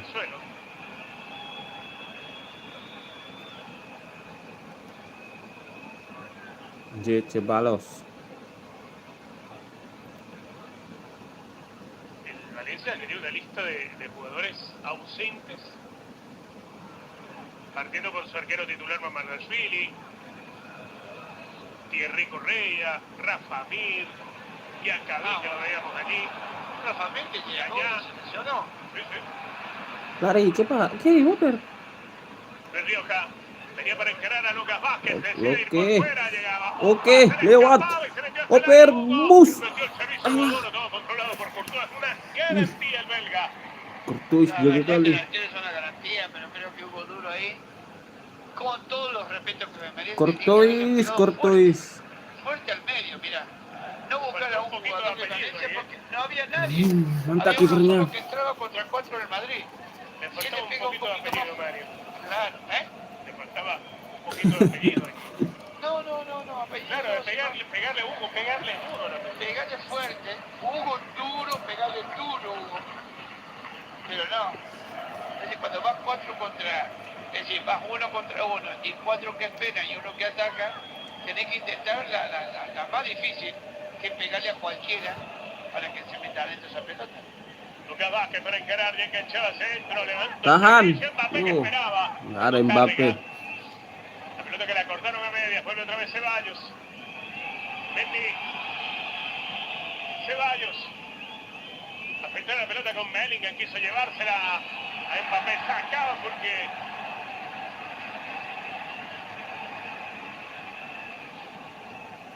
Vinicius.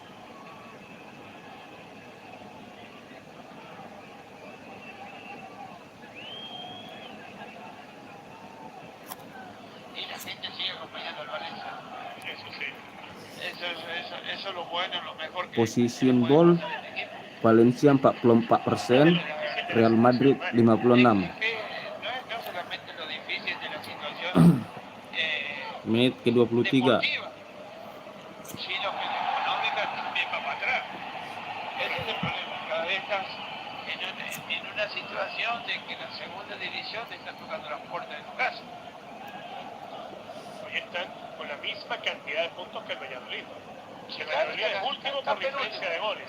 Está penúltimo y eso que el Valladolid es de los peores. Pero bueno, no sé. Rodrigo. Ahora, Rodrigo. yo no sé, y también me pongo a pensar en cambio de entrenador. Claro. Tres jugadores. Rodrigo. Tres jugadores que te puedan sorprender. Pero no. Cambia de entrenador, que más se certifica, pero los jugadores siguen siendo lo mismo. Y no le he hecho la culpa a los jugadores ni al entrenador. Pero la culpa es, ya saben, por donde van los tiros. Oke. Ya tocaba Rodrigo, levanta Mendy. Tahan. Puñetazo para sacar la pelota de peligro de Mitlevski. Hancur. Encargaba Lucas Vázquez. Gempur-gempur. Al verde, otra vez por adentro, el toque de primera era de Ceballos, va Vázquez. Pascarito al verde. De primera, llevaron la pelota a Lucas Vázquez hasta la raya de fondo para meter este servicio. El despeje de Torre, le encontró Bellingham por encima.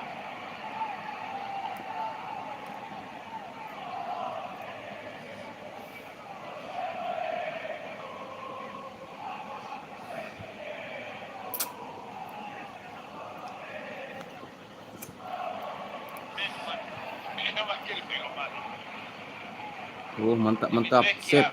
Bueno, le da un buen puñetazo, como despejando de alguna manera, no la deja cerquita, pero cada vez el Madrid está apretando más. Recuerden que en todos los partidos de la Liga Española, Todos los partidos en español, inglés. Si no lo tienes, suscríbete ya. Tahu kan. Kroski, que había dejado la pelota suelta, se la devolvía a Ceballos, que entregaba a Tchouaméni al frente. Rodrigo con dos que le vinieron a la marca, la perdió con Barrenechea, que había jugado Javi Guerra. Arranca Diego López por fuera, viene Fulquier. Sigue Diego López, se la mandó al francés, va Fulquier que mete el servicio. ¡Mus! Gol, gol! Gol! Gol! Valencia 1, cowok. Gol! Gol! Japi Guerra. Wih. Hugo Duro. Llegaba solo para empujarlo a Hugo Duro. Hugo Duro. 27 minutos, lo gana Valencia 1-0. ¡Que viva el fútbol! Otra vez Fulquier llegando por la derecha con mucha tranquilidad, sin que lo marque nadie. El remate me parece que fue de Almeida, que pega en la mano de Courtois, pega en el palo esa pelota y Hugo Duro recibe solamente el rebote. Eso es lo que tiene que aprovechar Duro. el Valencia. Hugo Esos Duro. pequeños errores del Madrid para poder aprovecharlo. A ver, si me equivoco. Fulquier, Javi Guerra, pega, no sé si pega en el palo o mantap, en mantap. la mano. Yo creo que la mano y el palo, ¿eh? En la mano, no, en la mano, y queda ahí el Hugo rebote para que Duro. Hugo Duro entre con toda la tranquilidad del mundo. Después de 4 ocasiones, por fin, el Valencia pudo acertar. Menit ke-27. Gol Hugo Duro. Valencia. Mestalla está Oh, contento. 1-0 Real Y Madrid. yo también. Está contento Marito Kempes. Wih, apa Por más lagi? que, bueno, los madridistas, bueno, pero iba a revisarlo por si había falta en la jugada inteligente. a Rodrigo posiblemente. Claro. Sí, sí, posiblemente. Oh, Vinicius. Ahora, claro, hay que pedir perdón a los madridistas que estén escuchando esto, pero bueno, el corazón es el corazón. No, claro, pero es que tú jugaste en Valencia, eso por creo que eso. todo uno que defender. Hugo Duro. Hugo Por Duro. ejemplo, Goals. si está viendo un partido de la Liga Española, le va a ir al Barcelona, que es Seguro. Y si fuera en Argentina, a Jules. Pero bueno, son partidos, y bueno, el Valencia tiene una situación comprometida que si empieza a sumar puntos, posiblemente se llegue a salvar. No creo que ganando este partido se vaya a salvar, ni mucho menos. Uy, aguas, aguas. Pero queda mucho por delante. Pelota que venía para buscar a Mbappé, saca Tárrega, que por ahora va ganando casi todos los balones en el área. Javi Guerra, pegada por adentro, Berridi, será. saliendo de primera, Oke, Valencia. otra vez Diego López, va al canterano. Valencia Hay que buscar lagi. desahogar con alguien, ya perdía la pelota. Ya, movimiento de Ceballos. Ah, Llevamos 29 minutos, Richard, y la verdad que el Madrid todavía peligro no ha llevado al arco del Valencia. Salvo la pelota que se encuentra de 23 que va. Exactamente, pero este Madrid no es de un tiempo solo, no son de los primeros 45 minutos, y lo dije antes, el Madrid es más peligroso en el segundo tiempo que en el primero. El problema, como decía, es cuando lo haces enojar. Sí, sí. Madrid creo que ahora ya perdiendo unos Todavía no está se enojado. puede enojar. Todavía no le han metido el dedo en la oreja de momento. Le han hecho una cosquillita en la oreja con este gol, pero eso no quiere decir que le haya hecho daño.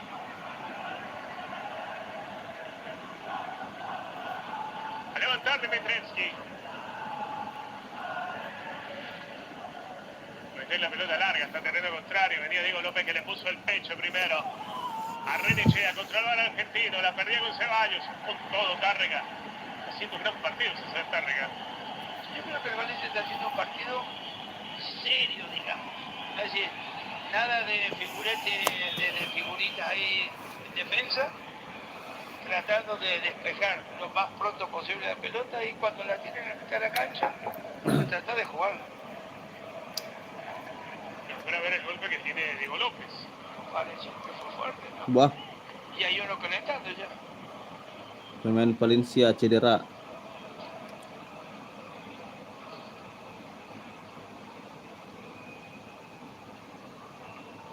Vamos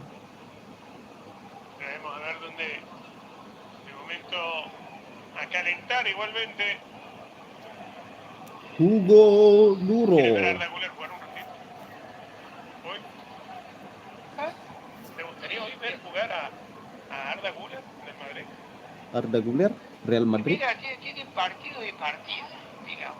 Vos sabés que Arda Güler son jugadores jóvenes que tiene el Madrid, como Brahim, Hendrix. ¿Quién no lo quisiera ver a Hendrix? Pero claro, hasta que no Mbappé, ¿cómo lo van a poner a Hendrix?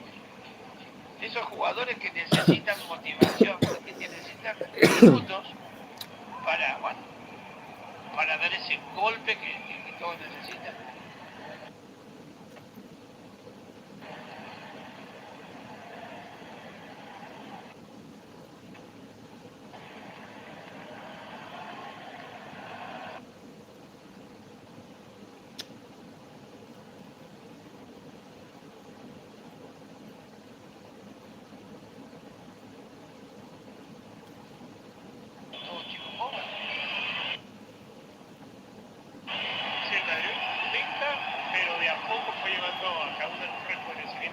Desde la mitad de la cancha.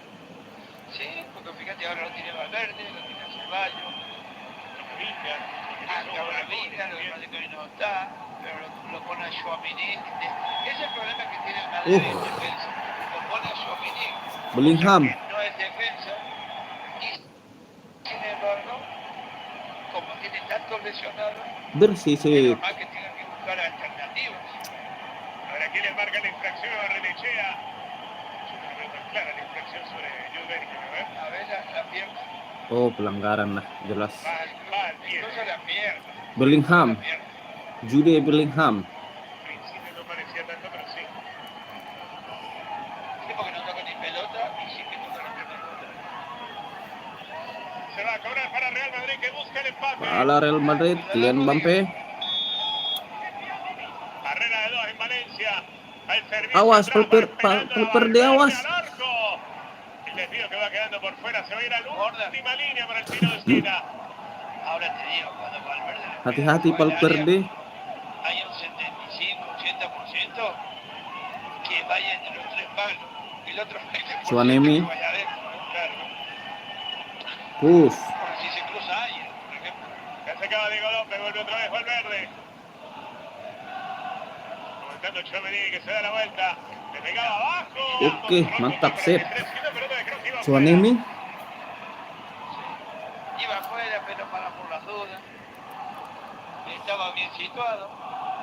Tranquilidad. Hace un poquito de tiempo. Carlo Ancelotti. Tiros, Valencia 8, Real Madrid 6.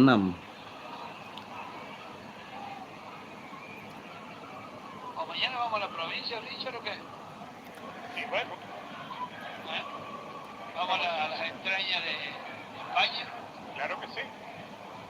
A Y disfrutar de ahora la Copa del Rey. Ahora cuando empieza la sorpresa. Porque estos partidos son tan complicados. Como que a Barcelona le tocó un rival que ya le había amargado un rato, por lo menos le amargó el Barbazo. Un partido durísimo.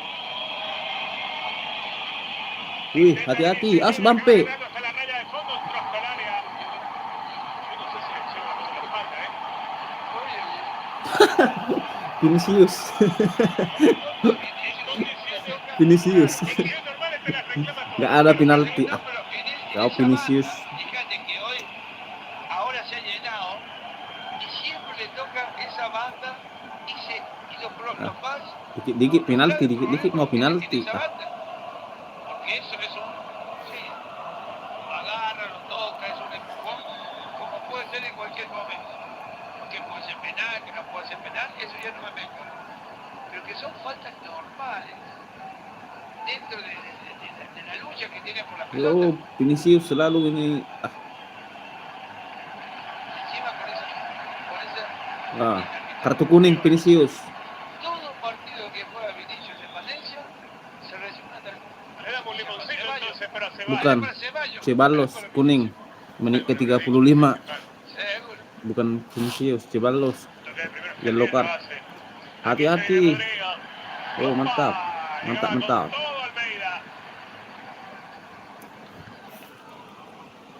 ¿Sabes qué me gusta el partido? De ida y vuelta, no hay tanto roce como uno puede llegar a pensar. Y la verdad que las ocasiones que tenía el Valencia han sido más claritas que digamos el Madrid. Pero bueno, estos son partidos de 90 minutos, no son de 45 ni mucho menos. Es un partido muy entretenido, eso sí. Protes kepada wasit. La verdad que sí. Se animó Ceballos mucho el Valencia. kuning. El Madrid quizás no está escuchando, no está encontrando Uy, esa awas. prolijidad que siempre sabe tener. Awas Bellingham. Se la encontraba Mosquera. venía rechazando Rioja. Vuelve a hacer pelota para el Madrid. Bellingham que aguanta, engancha. Buscaba descargar por fuera con Lucas Vázquez. Quiso meterle un punto a la Barrenechea. No viene el argentino. Es lateral para Valencia. Es que hoy me extraña la gente. Celebra hasta los saques de banda. Bellingham. Llevarlos. La situación que está pasando en Valencia, que cualquier cosita que puedan hacer los muchachos, me parece perfecto que se lo agradezca al público. Hayo. Es lo que hay, Claro, no buscar bajo de la alfombra ni por algún lado porque no hay. Otra vez desdoblando a Fulquier. Tiene que hacer la pausa ahora sí el francés. Por el otro, la mague. Aguas, va. Almeida que la termina perdiendo con Vinicius. Hati-hati Vinicius. Almeida Oke. que la había perdido, Almeida que la recupera cometiendo falta.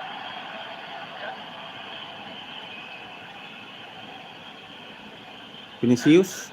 Los jugadores de Valencia no se tienen que equivocar. No es fácil, ahí la tenés. ¿Para qué vas a girar y girar? Toca, dásela ahí a Fulquier, la tenés al frente.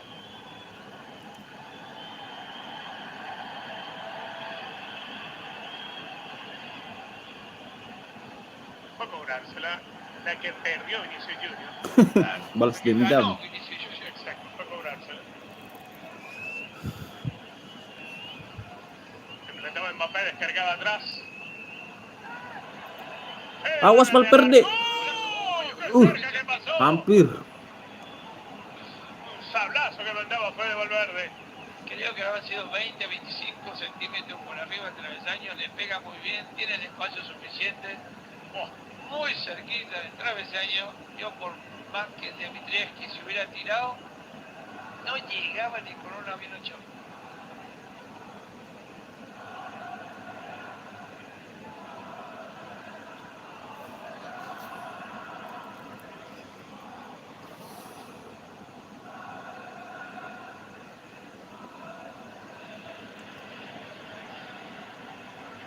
Invitación para mañana porque tenemos Copa del Rey. Manana. Ude Barbastro versus FC Barcelona. 12:55. El Barcelona todavía el lío de Dani. Ude Barbastro. De momento aquí seguimos 39, se van a cumplir 1-0 ganando Valencia. Oke, tahan. Dejado Gasirovski. Alah. Me parece que lo agarró del cuello. Jude Bellingham. Me parece. A ver. Bueno, se apoya en el cuello que no sé si es para falta. Parece que alguien como Bellingham hace falta mucho más que eso. Sí, pero bueno, pero los árbitros están para cobrar lo que ven y lo que piensan que falta.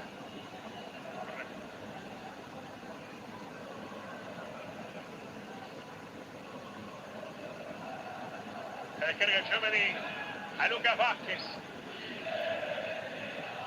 Estaba Ceballos. Rudiger que se va sumando junto a Mendy. Vinicius. Se mostraba Mbappé. Ceballos. Mendy.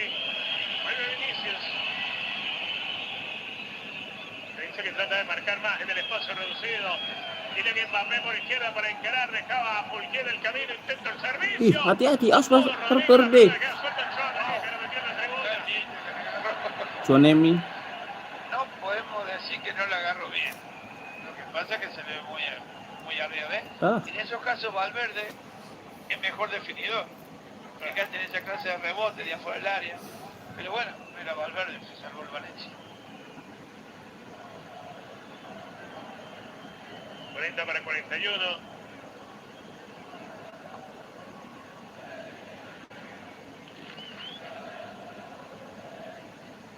Quiero aprovechar de saludar al buen amigo Marc-André por sus insultos hacia nosotros.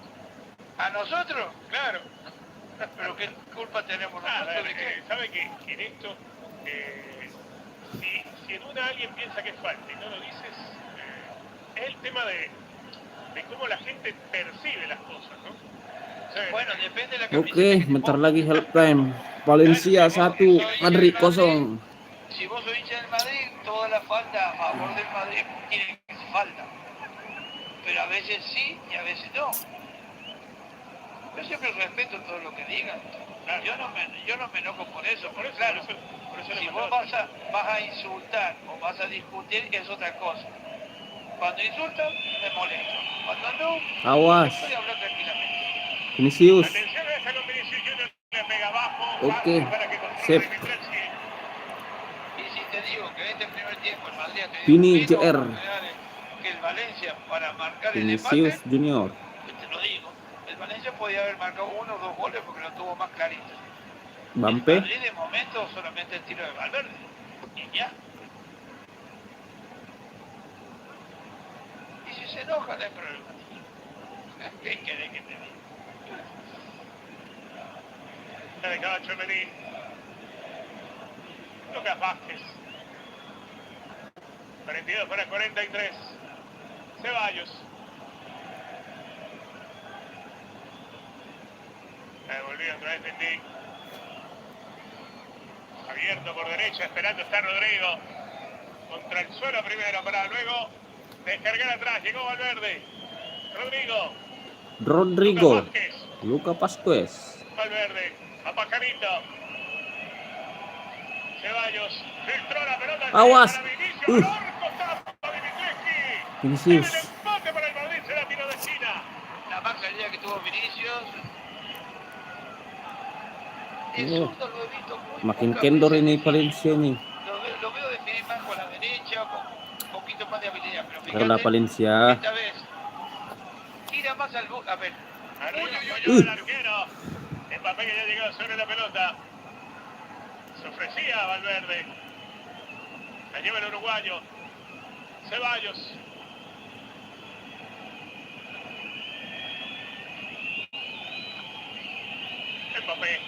Mbappe. Oke, tahan. Awas. Kuning. Bampe. No, yo creo tampoco de Rodrigo, tampoco de Vinicius. El único que se animó fue Valverde a tirar afuera del área. Bellingham siempre muy generoso, no lo vamos a engañar. Ceballos tratando de buscar esa pelota en profundidad. Pero esto no me preocupa a mí del Madrid el primer tiempo, la verdad. Menit 43. Me preocupa más lo que puede llegar a suceder en el segundo tiempo con un Valencia a lo mejor un poquito más precavido, tratando de conservar el resultado, y un Madrid que se va a tirar pero de cabeza al frente. Se ve que hay una peña madridista en Providence, en Connecticut. ¿Ah, sí? Me estoy enterando, ¿eh? Muy bien. Qué bueno, saludos para todos los que nos están acompañando. A la pelota larga, llega primero, atento Chomení. Estaba apretando entre Almeida. Lucas Vázquez. Chomení. Opa, se metió el problema, la perdió con Luis Rioja. Estamos muy pimentones, ¿no? La Roja.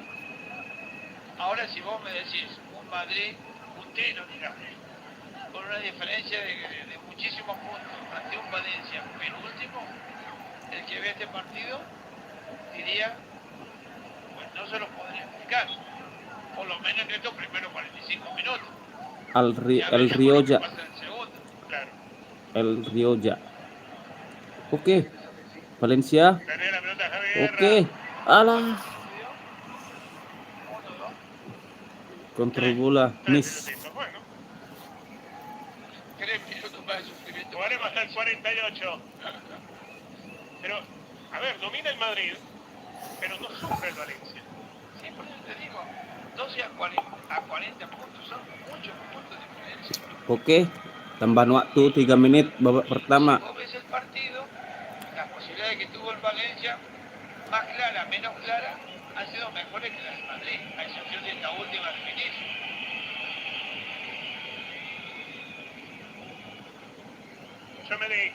Tchouaméni. Valverde. Rodríguez instalándose ya en cancha Rodríguez. Rodríguez otra vez con Mendy. Antonio Rodríguez. Ceballos. Un poquito de Rodríguez, oye.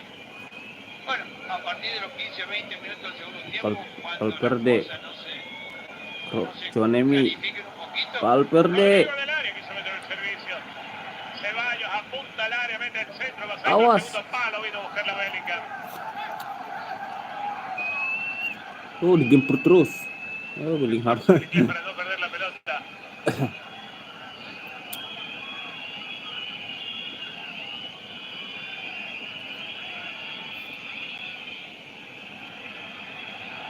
Meter el pecho por aquí Ceballos. Ceballos. Ih, La presión que hampir. le puso Hugo Duro casi lo hace perder la Awas, pelota. mundur. Mende. Lopez tocaba por adentro con Mbappé que Oke. quiso ir de primero y se equivocó. Sampai Javi miss. Guerra. Oke. Oke. Valencia. Arranca Guerra. Valencia lagi. Más solo que la uno, Valencia. Lo que le viene bien al Valencia es que se cumple el minuto 48 con el Alah. de añadido y llegar al descanso. Sí, con que el resultado pues, es positivo, pero ya veremos lo que pasa. Inicio Junior. Cuidado. Oke, awas. Sigue Inicio, que lo quiere empatar en Oke. el primer tiempo. Apa? Sí, con Rohan, la jugada anterior. Alah, Vinicius. Si le sacan tarjeta amarilla él más por hablar que por Banyak kali protes si por la falta que Vinicius. le puedan Y levantando los manotazos. Hay una falta clara que Bahaya ini, que la tendangan jugadora de bebas. Valencia merece la tarjeta amarilla, sí. Pero si no le saca, ¿qué? ¿Vas a protestar para que te saque la tarjeta amarilla vos?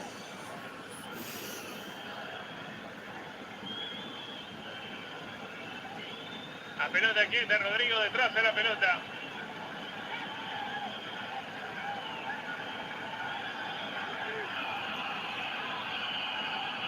Bahaya ini. Punto, claro, que no quiere una fisura en la barrera. Apriete los brazos. Aquí los gritos del arquero macedonio. 30 segundos. Va a ser la última de este primer tiempo. Awas, Valverde. Chonemi. Le va a pegar Rodrigo. Amaga Rodrigo, está detrás. Valverde viene, suele al arco. De Valverde. Kan Valverde. Le pegó. Peor que le pegó cuando Penembak vino esa jitu jugada Madrid, así, Valverde. y le vino atrás el balón. Es raro que le pegue tan arriba. Creo que le tiró más a colocar que a pegarle fuerte. Oke. Finaliza así, Mario, el primer tiempo. Half Por time. ahora está ganando Valencia 1-0 sobre el Real Madrid. Sí, ha tenido quizás un poquito más de oportunidad el Valencia. Entre los 25 y 30 minutos tuvo más oportunidades. El Madrid se recuperó, tuvo sus oportunidades, pero bueno, nadie se puede llegar a explicar que en los 45 primeros minutos el Valencia, en la posición que está, le esté ganando al Madrid 1-0. Oke. Half Así time. las cosas por ahora 1-0, arriba está el Valencia. Tras el gol en el rebote que terminó encontrando Hugo Duro solo, suelto, libre, casi debajo del arco. Con esto vamos a ir a la pausa y regresamos con más por ESPN. Hay jugadores que desafían todos los pronósticos. Microsoft IA analiza millones de datos, desde el ángulo de tiro, la posición defensiva y la distancia a portería, para saber la probabilidad exacta de cada gol. Entiende la magia con Beyond Stats, en colaboración con Microsoft Copilot y la Liga. Why pay too much for cable TV when it costs less for Fubo? Get all the channels you want, with all the entertainment you love, for the price that cable can't beat. Half time. Start watching Gol, at 1 gol. FuboTV.com. Position Valencia 3,5. Petrolífero es una compañía que busca soluciones Real Madrid para clientes con 6,4. deuda. Tenía una deuda de Sud $34,000. 7. La primera vez que nos Valencia, llaman, nuestros clientes Madrid, pueden esperar 12. una oportunidad para Shoot on poder target. resolver sus deudas y comenzar a ver 5. la solución de sus problemas financieros. Madrid, La 6. primera vez que llamé, E3. la persona que me atendió Corner fue 1, como un amigo, Valencia, no Madrid como un 3. vendedor. Ya sea deuda de tarjetas de crédito, médica o préstamo personal, National Debt Relief negocia con sus acreedores para reducir la cantidad que debe. Que sientan que hay una persona ayudándoles, que sí les interesa, que tienen un corazón. Bampe Me gets encantó the trabajar con ellos. Tú estás hablando con una the game persona real, underway una máquina. for Nosotros nos Real enfocamos Madrid en ayudar. Preparamos at un the plan Mestalla específico y Stadium. flexible para ellos. National Debt Relief negoció con mis... Menit ketiga, time 3 minutes. Almeida is found behind down the left hand side and he fires a volley into the box toward the back post. Lopez attempts to get there but Mendy does. Taulah apa tuh? con mis acreedores. Ahorré el 45% de mi deuda. Deja que National Debt Relief te ayude a estar libre de deudas. Llama o visita AC Milan 2-1. nationaldebtrelief.com/es para empezar. Kena Kounde. Se van a caer. Are you sure? Kena Kounde Juventus. Super sure. Nos vamos a caer. Nah. Are you sure? Sure. Super sure.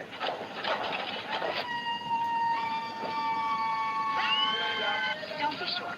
Be insured. Switch to Progressive and discover why over 31 million drivers trust their reliable protection. I think I saw the light. At over $4 a blade, shaving every day gets expensive. Harry's 5-blade razor offers me a close, comfortable shave. Best part, refills are as low as $2 each, half of what I paid before. Go to harrys.com/shave to claim your $7 trial. Guys, got hair loss?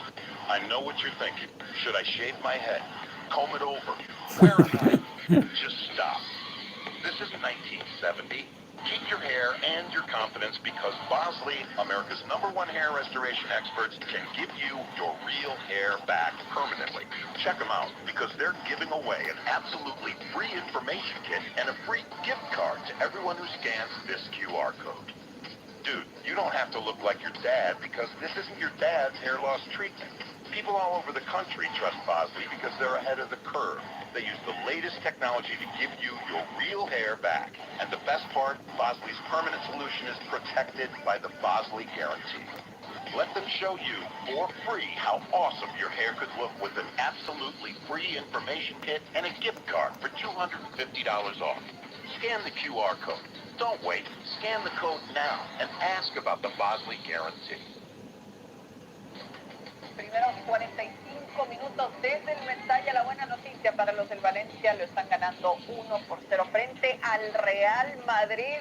Director técnico que debuta, gana, eso está en veremos todavía. Alex Pareja, Cristina Alexander, con ustedes. Vamos a ver lo mejor de esta primera mitad, porque vaya partido con energía que vimos en esta primera mitad. Exacto, el saludo con energía entre Carlos Corberán y Carleto Ancelotti, y esta es la jugada que está marcando el partido, el contraataque del Valencia. Había una posible falta sobre Rodrigo, que los jugadores del Real Madrid han protestado mucho. El primer remate es de Javi Guerra, que hace una parada aquí para quedarse solo y recibir el pase de Fulquier. Puntúa con la respuesta, y después Hugo Duro, que estaba totalmente solo, le gana la espalda a Lucas Vázquez y hace el gol del partido. Sí, hay que estar atentos al final de cuentas por parte de Hugo Duro, pero vaya como destacaste también la inteligencia por parte de Javi Guerra de esperar y de sorprender también a los defensas que se van con la finta y con todo. Así que estas son las estadísticas de la primera mitad. Lo vemos un poco más parejo ahí antes de terminar la primera mitad, pero a final de cuentas el Real Madrid todavía marcando. Madrid.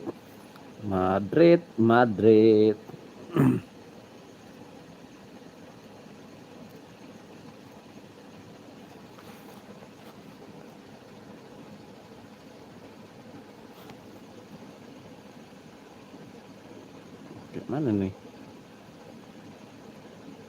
Madrid.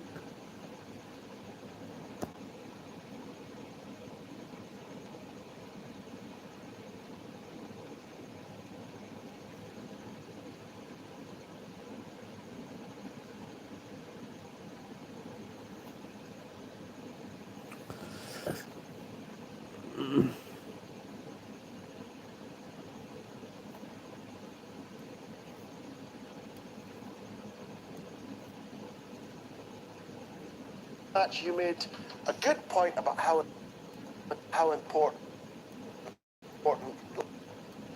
Hugo Duro has been this season. What's that now? 5 goals. 5 and 7 for this guy against Real Madrid. This is where you become a hypocrite. I'm willing to admit it. 13 touches. Look how much work he's put in all over the pitch, and he scored. Hugo Duro's doing really well. Now, let's flip to the world star, Kylian Mbappe. 13 touches all over the pitch. Yeah, my argument is that this graphic doesn't help us enough. And that's why I said this feels a little bit hypocritical, because exactly the same amount of touches. It looks like there's a big work rate. He's dropped back a little bit less than Hugo Duro. What has he done with those touches? And why is he so often on the right, which is not his area? It's usually preferable for him to be on the left cutting in or at centre forward. This man hasn't been well enough supplied, nor has he looked as sharp or as full of energy as Hugo Duro so far. Throwing a little stat, Real Madrid, in every game they've been played away from in La Liga this season, when they've gone behind, they've not won. Not a stat that Carlo Ancelotti will want to hear, but a fabulous start to life at Mestalla for Carlos Corberan, who could make it now 3 matches in a row that Real Madrid have failed to pick up all 3 points in La Liga against Valencia on home soil. The second half is coming up next, and we'll have a full post-game show for you straight after the final whistle. We'll see you then.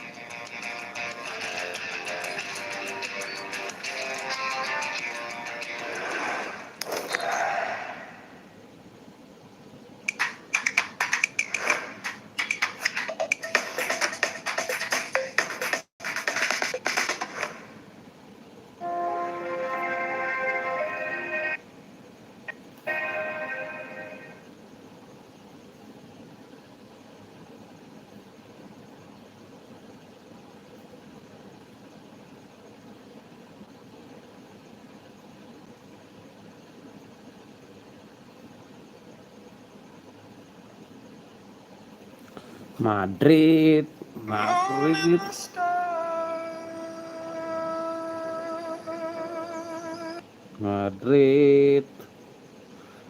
Demit.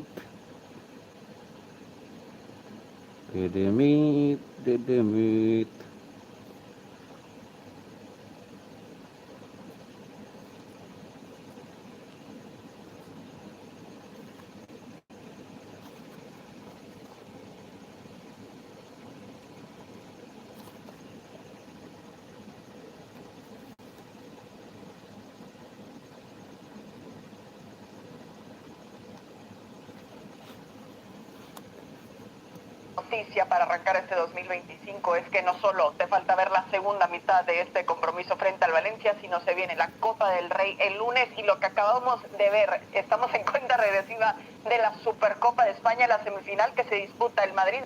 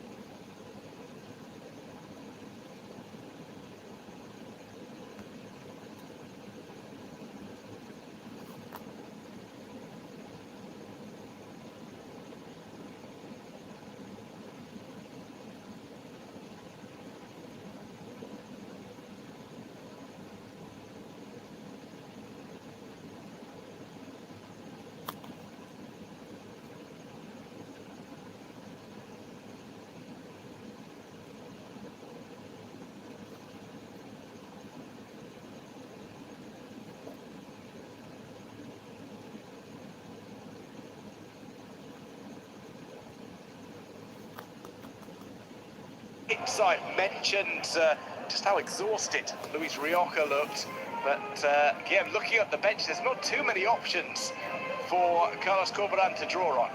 Not really, and I will add in that list Barrenechea, who missed 3 or 4 balls that created danger for Valencia, and Sven told us he was the player that got more instruction from Carlos Corberán. But I would also like to see what kind of Ancelotti comes out, because he seemed really animated in the first half. Didn't like some of the decisions of the referee, but mostly enjoyed the fact that we have some Vinicius here and Mbappe just weren't at their best. Mbappe, for instance, has had only 17 touches. Courtois, 21. This has been a Real Madrid that hasn't played the best version. And Valencia, on the other hand, first time they go at half-time with 5 shots on target met, and last time they did that was a year ago. So you are talking about a Valencia that had 45, and they had, as we described, in this kind of hybrid role with Rioja that was absolutely key in the first half, but that was asking a lot of him. So let's see if Carlos decides to play the same way, because as we mentioned in the first half, one thing that Valencia have found this season is consistency at all. So intriguing next 45 minutes. Just listening in to players down in the tunnel. There's some instructions being given to Luis Rioja, who is going to be back out for the second half. So Godura trying to rally the defence. They need to be fully switched on throughout the next 45 minutes. They will have a tough task. To rush. There's still people that have to arrive, and there's no rush to get out. They want to do it all together, of course. They need to do it in the second half. Fue una primera parte con mucha intensidad. No sé si esperabais que fuera tan abierta con tantas ocasiones. Bueno, sí, la verdad que sabemos que es un equipo que le gusta mucho transitar, que deja espacio y ahí también nosotros nos sentimos un poco cómodos.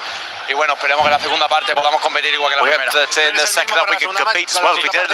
nos estamos sintiendo cómodos, creo que estamos haciendo un gran partido, le estamos haciendo having a great game. We're not making them feel comfortable. Y esperemos que sigamos They're one of the best sides in the world, and we're not letting them get comfortable. Un partido muy intenso y esperamos que it's going to be a really intense game. We hope that goes our way. Las palabras de Luis Rioja. So here from Luis Rioja, he's even got a little bit more gas in the tank to talk to the pitchside reporter. It's going to be a very, very tough second half for him. Needs to keep his positioning, which has been on the command of Carlos Corberán. When fatigue sets in, it's difficult to do everything that the coach asks of him. There's the view from above at Mestalla. As in the second half, Valencia will be going from left to right.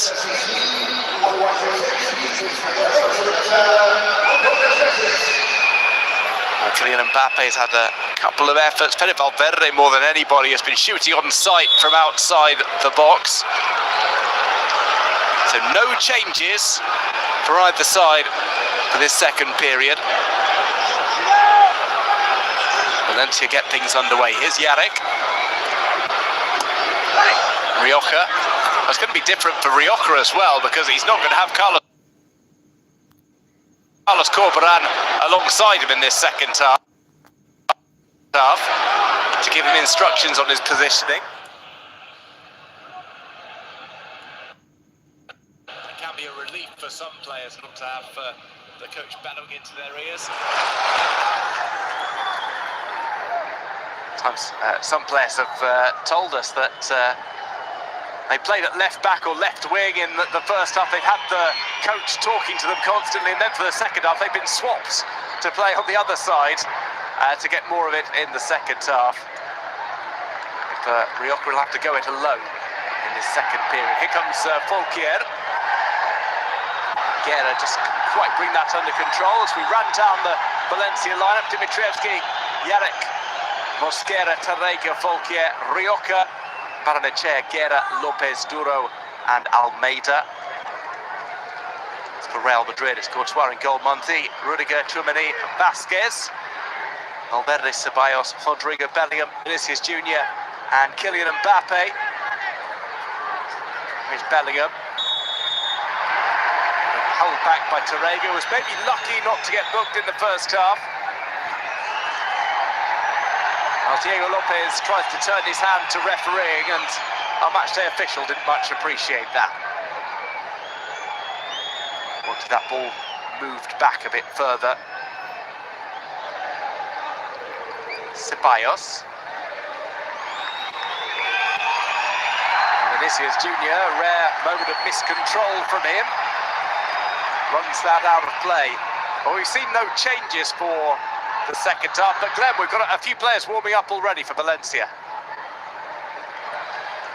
Indeed we do, Duncan. In fact, we've got Guillamon, Canos is back out as well, including Jesus Vázquez and Dani Gomez. Real Madrid have also sent a couple out. I believe it's Camavinga and Brahim Diaz. Valencia had every single substitute warming up during the break.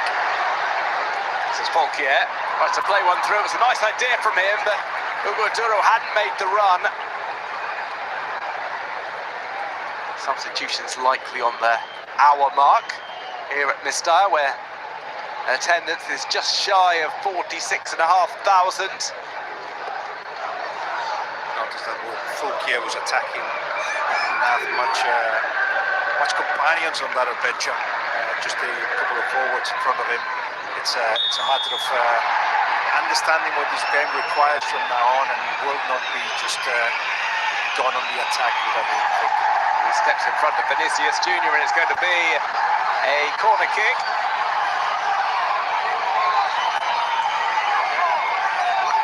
Last couple have gone to the near post or been played short to Ceballos. This one plays short as well. Now lifted over to Kylian Mbappe on the right. There's the cross in, it's a dangerous ball headed down. It's Yarek who gets his shin to it. Time for the breakaway, it's Almeida. Just given a shove in the back that puts him off his stride. Referee was quick on the scene. Not sure there was much there, but sometimes the fans with the pressure help to take a decision by the referee.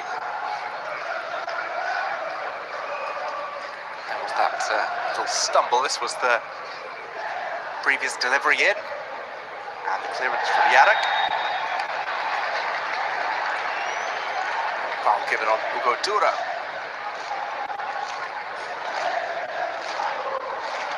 Score of his 5th goal of the season. Only one of those has come to the penalty spot. The rest with his feet from open play. There's Courtois. His header keeps Valencia going. Guerra.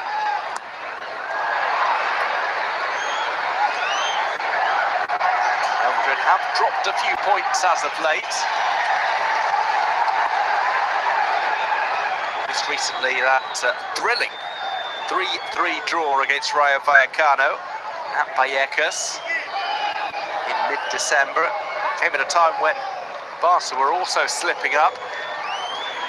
Real Madrid are now ahead of the Catalan side. Have already played 19 games.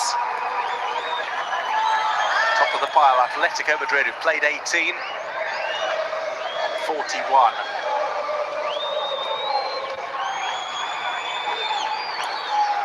Out by Courtois.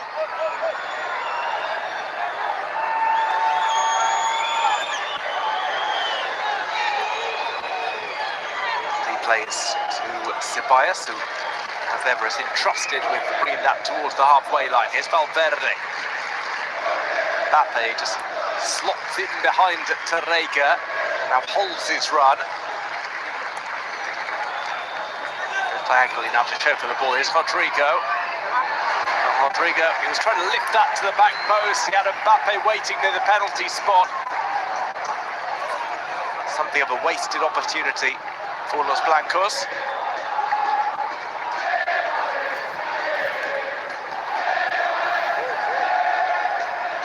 That brings Carlo Ancelotti out to the edge of his technical area. The man with 2 expressions, one with the chewing gum, one without. Very much plays his cards close to his chest, Carlo Ancelotti.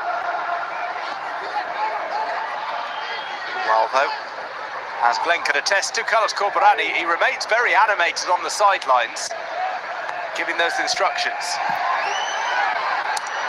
Indeed, he's made his technical area his own, really. He's going from side to side constantly, and we mentioned in the first half, Rioja constantly had the manager in his ear. Now, obviously, it's Dimitri Fulquier who's got the task of covering Vini Jr. One away here by Real Madrid. Mbappe goes down, and the referee has said no dice. And what's the decision here? Hasn't been given as a penalty. It seems that the referee was just pointing across. This one, you'd imagine, would be checked by VAR. I feel that Mbappe, as he's running, puts his right leg in front of the defender, Torre, who then clashes on him. He can be given a penalty. Let's see what it looks like in slow motion, if you like. But clever move from Mbappe that had gained a little bit of advantage, and you know, he went and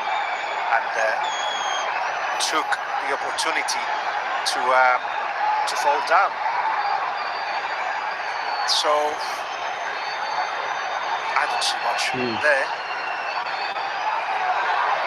As the diagonal, there's a clash of shoulders, if you like, but not much happening between the legs. As I said, Mbappe leaves his right leg half dead with the hope that there is contact on it, and when he feels the contact, then he goes down. Very harsh, very, very harsh for me. We'll see if the referee will have a look at this. Dimitri Fulquier and Lucas Vazquez, the respective captains, go over to talk to the official.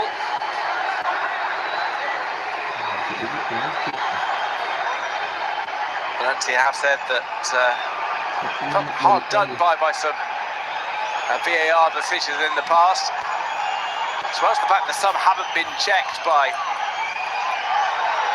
VAR. It looks as if this one stands. Indeed it will. No VAR check. This is something that was protested once by Jose Luis Gallar and earned him a suspension.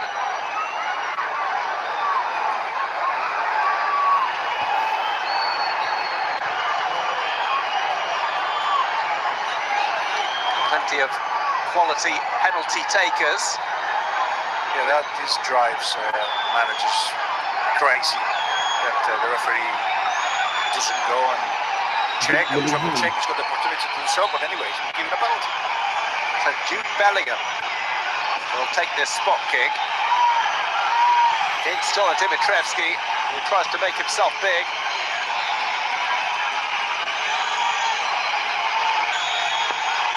Bellingham pulls over to the left. And it's a relaxed finish, too relaxed from him. It bounces back off the post. Valencia will feel that justice has been done. It remains one apiece. Well, Valencia get the let up there. Bellingham with that side-footed shot. A slow run up on the penalty. Is this going to be looked at for encroachment, maybe? And perhaps retaken as Yannick had broken into the box. Well, Dimitrievski gets the right way. He hasn't saved a penalty in the Liga since October of 2021 when he denied Memphis Depay. Might even have been off his line there. This one's going to be looked at. Indeed, the decision stands. Valencia 1, Real Madrid 0. That it remains as Jude Bellingham misses a penalty.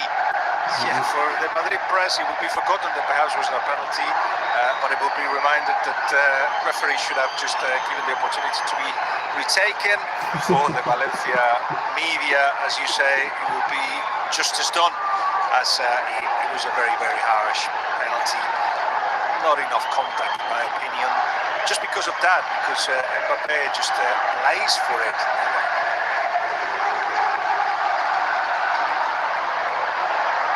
First ever penalty miss for Jude Bellingham.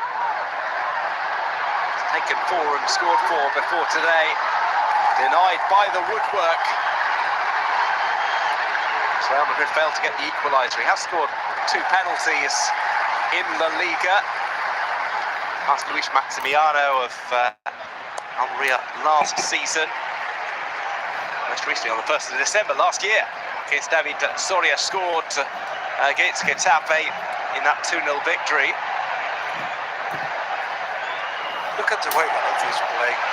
I think it was Jorge Valdano who said, football is the state of the mind. If it's confident, the kind of things that they're doing now.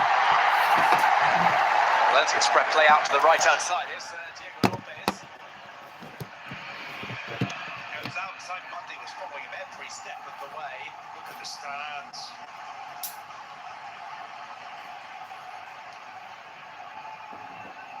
One of those sections that isn't allowed in.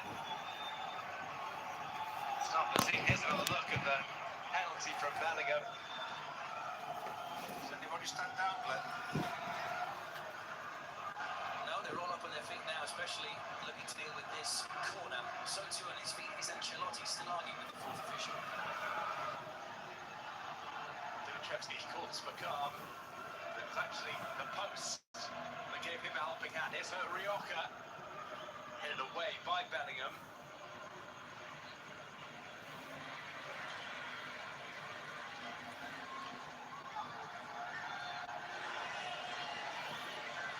And Bellingham goes backwards. Thibaut Courtois.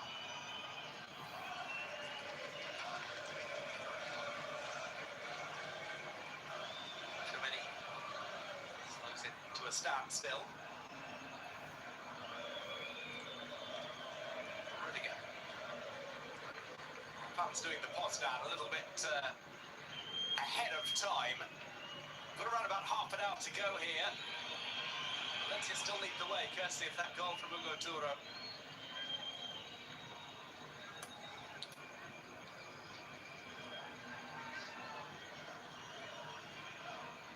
Rodrigo. I wonder if maybe the first substitutions will be made shortly. Try and keep up the intensity. Rodrigo's pass comes to Vinicius. Solves the dummy to Diego Lopez, but works his way to drop it off and play to Mbappe. Mbappe tries to round the goalkeeper. Mbappe. Real Madrid are back on terms. And it's Kylian Mbappe. Mbappe. With the close control and finish. As Real Madrid find their way through. It is one apiece of Mestalla. As Real Madrid score, courtesy of the flying Frenchman.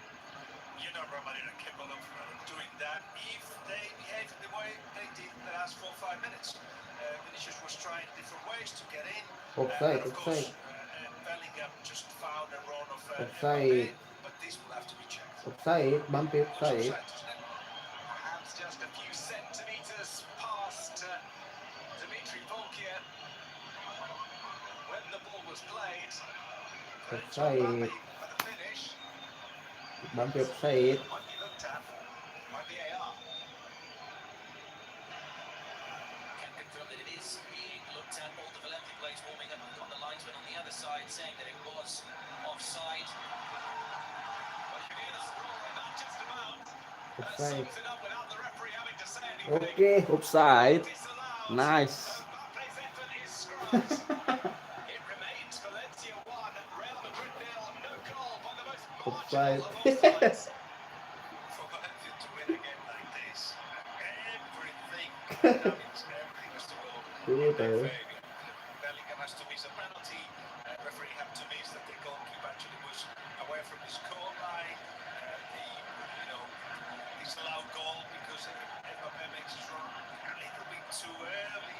Still a long time to go, and Ancelotti knows it, everybody knows it. But meanwhile, the first hour, there's been a connection between the fans and the players, and you have to say the new manager that puts them all in a very, very, very good foundation for what's left of the season, whatever happens to him.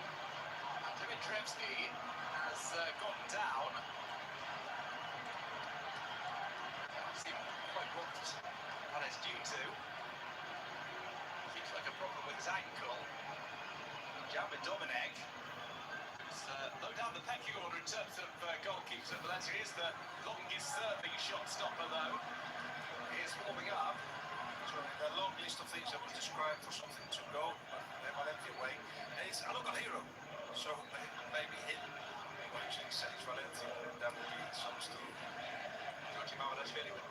off to be down the play, as would Pepe Lu and Gaia, who flank him in the stands. Three unavailable today. Pepe Lu through suspension. Dimitrievski's being checked up on.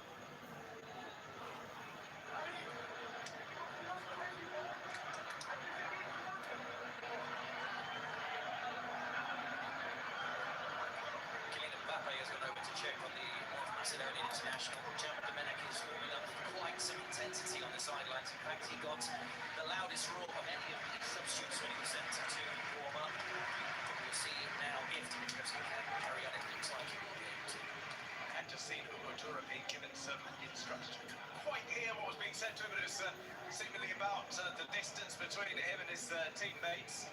Yeah, but just before that, the assistant manager to Ronald was actually shouting to Javier, let's play. We can't let's play. It's not just drop deep. Let's have the ball and let's do what the game requires with the ball. Let's not hide. That's what he was shouting to. Is that marginal offside? Well, the dummy solved by Kylian Mbappe. That led to the ankle problem for Dimitrievski.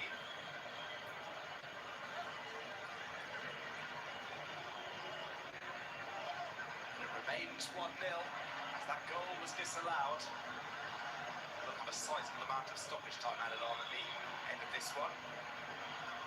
Still 27 minutes to go. The point tally of this Real Madrid is the worst the 5 years of Ancelotti. And to get a bad result here would be not fatal, of course, but a sign of the kind of season that we have, in which none of the two giants seem to be dominating, of course. Atletico Madrid could take advantage of it, but others could as well. Athletic Club, you go to Bilbao and people tell you Champions League, that's sort of, why not the league? All right, a bit ambitious, but for that to happen, we have to have Real Madrid losing here and Barcelona not winning at home and those kind of things that are happening this season. How about a few of those campaigns in the Liga where it seems almost as if nobody wants to win it? There's been slip-ups galore in the first half of the campaign. Bellingham. Monti. Ceballos. Well, then they have another go. Just let that get away from him. Played in, header away is by Mosquera. Torre was trying to back up onto Tchouaméni, and it's one back by Real Madrid. When the last for now, as if it's the last minute of the game, it's not a good policy, but Real Madrid forces you to defend very, very deep. They're going to need personality and players that want the ball, and no mistakes, but a chair to be able to actually turn this around and dynamic. Given away cheaply by Yannick. Rudiger, he's gone forward, he's played the pass to Mbappe, one of Mbappe's favourite positions, cutting in from the left-hand side. Wrong foot his own teammate Ceballos, who's stumbling a bit. It looks as if that caught him wrong-footed. Crossed by Mbappe. There it's a combination between Barnechea and Javier.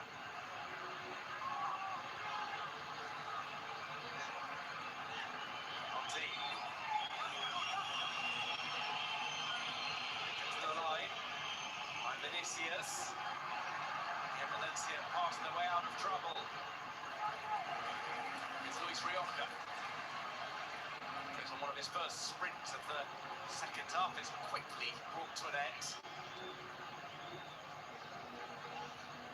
Ceballos.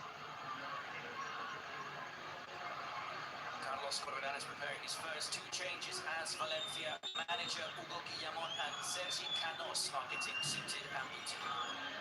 Canos started warming up when Diego Lopez took a knock in the first half.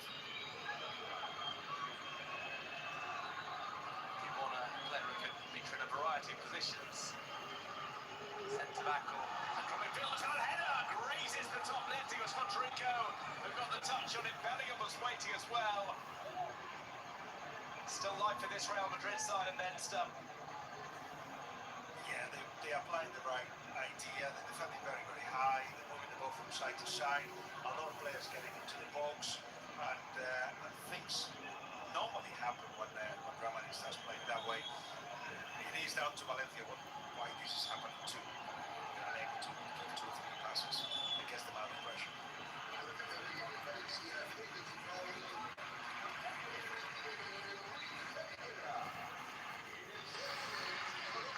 Can confirm Diego Lopez and Javi Guerra are the 2 players coming off for Canos and Guillamon, the first 2 changes for Valencia. It seems as well for Real Madrid, Brahim Diaz is about to come on, as well as Eduardo Camavinga, who makes way in just a second. Both Diego Lopez and Javi Guerra have done an exceptional job for different reasons. In the case of Javi Guerra, he kept the ball in difficult situations. Decided not to attack in the last 10 minutes of the first half by just waiting for the ball to get to him instead of throwing into space, just dictating the tempo of Valencia that was needed at that time. But now legs were tired and Guillamon should replace him. And Diego Lopez also did a good job without the ball. He did lots of running for the forward. Double change for Real Madrid as well. Ferland Mendy is off for Eduardo Camavinga. He'll go on at left back. And Brahim Diaz replaces Rodrigo Goes. Like changes made by Carlo Ancelotti. Changes made with 23 minutes remaining, plus an extended amount of stoppage time. Plenty hanging on for the moment. They give them the ball away as Bellingham just caught off balance. The other number 5, Barrenechea, who brought it forward. This is Hugo Duro. Yannick. Barrenechea, he's played some dodgy passes tonight that have put his teammates into difficulties. Duro across the halfway line. Lays that off because Andreas is going to release that pass around the back of the defence. It's played into the centre, but good recovery there by Chouameni. Taking that away before it could reach the striker at the near post.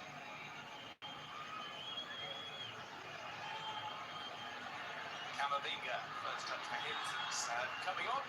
He is fouled by Sergio Canos. It's going to be a yellow card for Canos as well.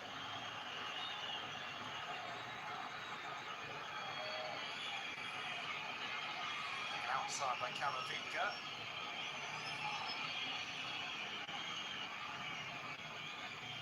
Nice to play that pass again to Kylian Mbappe, much like in that disallowed goal. Jude Bellingham had that idea.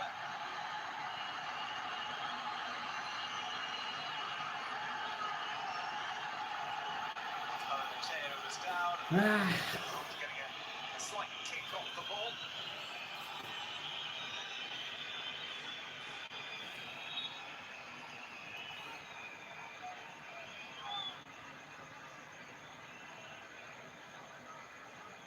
A 50-50 challenge.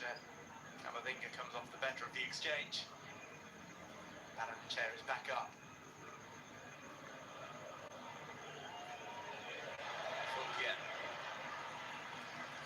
Keep that in play. Other options on the bench for Real Madrid: Vallejo, González Lunin, Modric, Güler, Asensio, Brahim Diaz, Endrick and Fran Garcia. That's the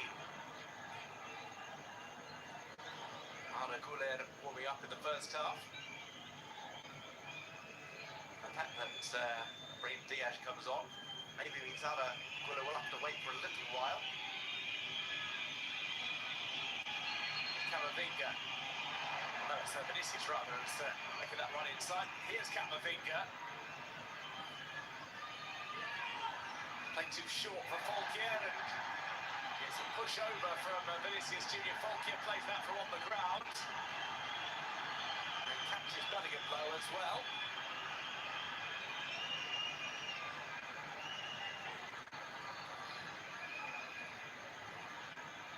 Ceballos. Next up for both of these sides, Valencia take on Eldense in the Copa del Rey, then it's Sevilla in their first away trip in La Liga in 2025. Madrid take on Deportivo Minera. Take Mallorca, this one cleared away by the defence.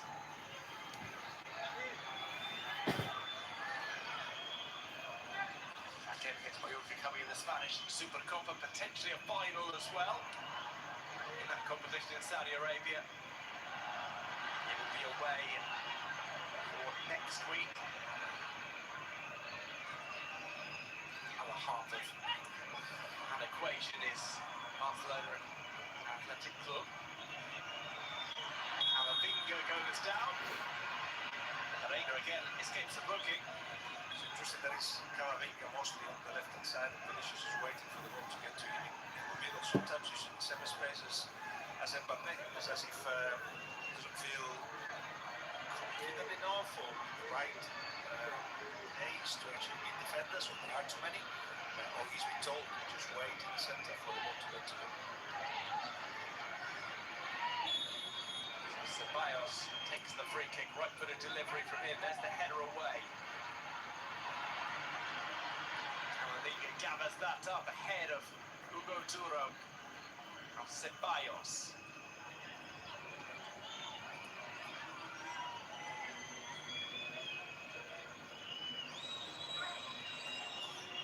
Mbappe tries to take that on. His touch was heavy. He was offside as well when I looked at things.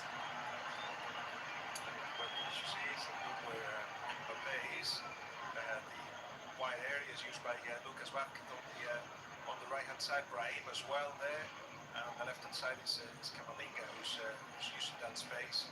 I imagine you've seen that Vinicius that lately his finishing has to do as much with his dribbling ability as with just one touch finish inside the area has become a speciality in recent teams.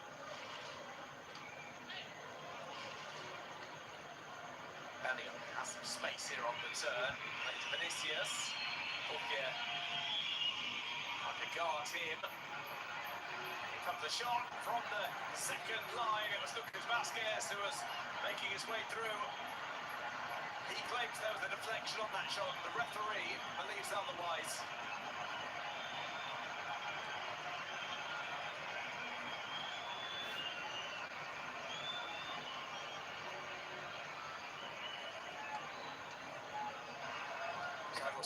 Using this opportunity as well to give instructions to his centre-halves. He's actually switched around Mosquera and Tárrega, so it's Mosquera, the man who has to cover Mbappe when he cuts to the left.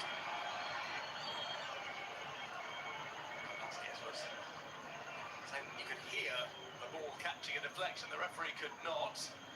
Last defeat for Real Madrid was on the road against Athletic Club. 2-1 loss in that fixture that was brought forward against fellow Spanish Supercopa participants. Lost 2-1 at San Mamés before that. Lost on the road at Anfield against Liverpool.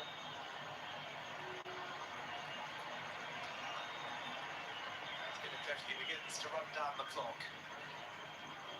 Quarter of an hour to go. To check the stats, goals for every last 15 minutes. You see a lot of goals, and how good Real Madrid is in the last 15 minutes. Not as good as Atletico Madrid, who are the best in the league for that, but certainly they tend to finish their games on a high, down to the physical strength, but also, of course, the score. Brahim Diaz, wrenched back by Luis Rionca. Ceballos.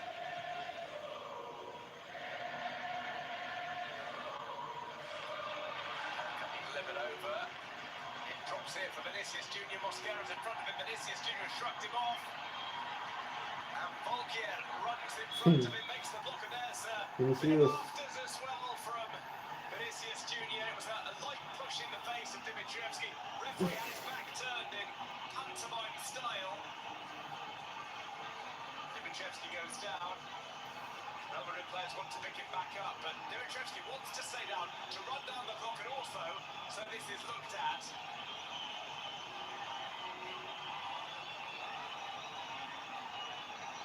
Oh, Vinicius Junior is not going to let it lie.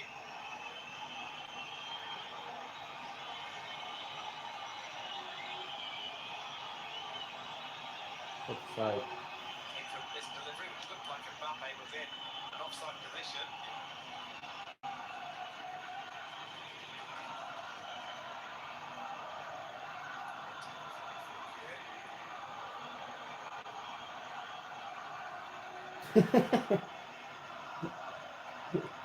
Vinicius. For either of the two players.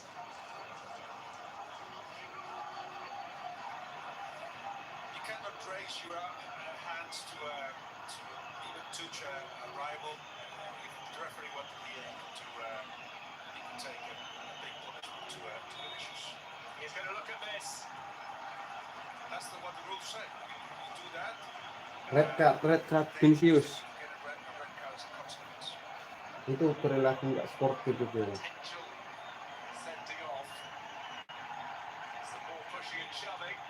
Kutrevsky being protected by his defenders. Red card under review. Nah, udah berantem. Just one of those incidents that a yellow card could be enough. The rule says if you raise your hands. Yellow card for Dimitrievski, yellow card for Vinicius Jr. Might be for another player for this jostling for this latest incident. The referee is going to check on this completely for the actual red card incident. Okay. Passenger plays looking at Nah. is the one involving Vinicius Jr., not the slap on the back from Dimitrievski beforehand. Is this push in the face? Interesting that they don't show the referee when he comes from both ways. So he's reacting, not that he matters, but that's the full action. He has to. Red card. The Czech referee reaches into his pocket, it's a red card. But Vinicius Jr. trying to square up to the referee as well. He has to be held back. He will be dragged down the tunnel to avoid further punishment. Real Madrid are down to 10 men. Vinicius Jr. has been sent off for an off-the-ball incident with Stojan Dimitrievski.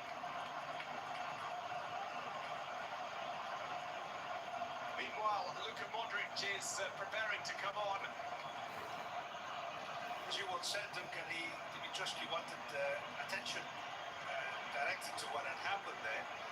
Vini, of course, is under a lot of pressure. He's his best player, perhaps, or the most consistent one, the one that's supposed to win games. But doesn't need to do this. He wants to be involved in absolutely everything that happens on the pitch. And when he does, like here, having been provoked, no doubt about it, but his reaction goes well beyond what's allowed. Because those hands are in the face, those hands are actually pushing the goalkeeper, then that is the letter of the law. So then Luka Modric has come on, player off, Dani Ceballos. Indeed, that is the change made by Carlo Ancelotti. He actually kept quite cool during all of that incident with Vinicius Jr. Mbappe had to carry him off the pitch, then so too did Antonio Rudiger. Funnily enough, before the red card was shown, Jesus Vázquez was already ready to come on. I'm assuming to replace Rioja, who has been fairly quiet in the second half, but he's now been told to sit back down. And as soon as I say that, he's just getting ready to come on again. So maybe that is the next change for Valencia. There is Modric on the ball. He's come on, he's taken on the captain's armband as well.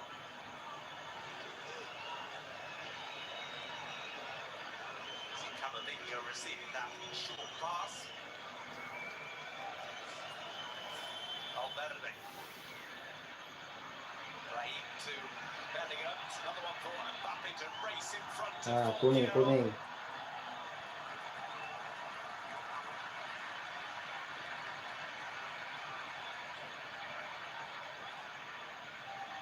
Offside. Again, it seems just called offside.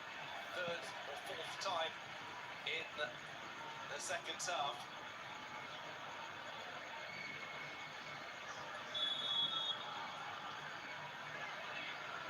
More time wasted from Dimitrievski. Has had to be careful. He picked up a yellow card for the afters of the incident. That would be another of those controversial calls.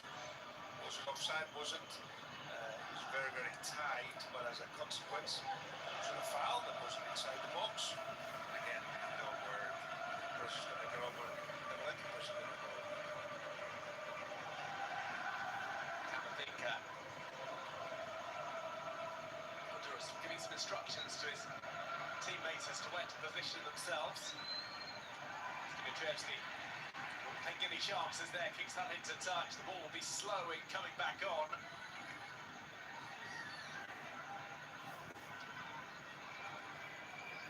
Berridi. Modric.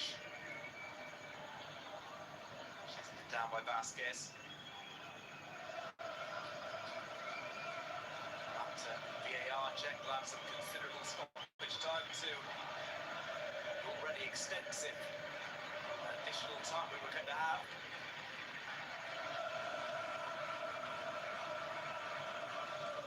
Information from Vasquez was booked. It's Tchouameni. Tries to find Kylian Mbappe. Good work from Christian Mosquera to keep him in check. I have to say that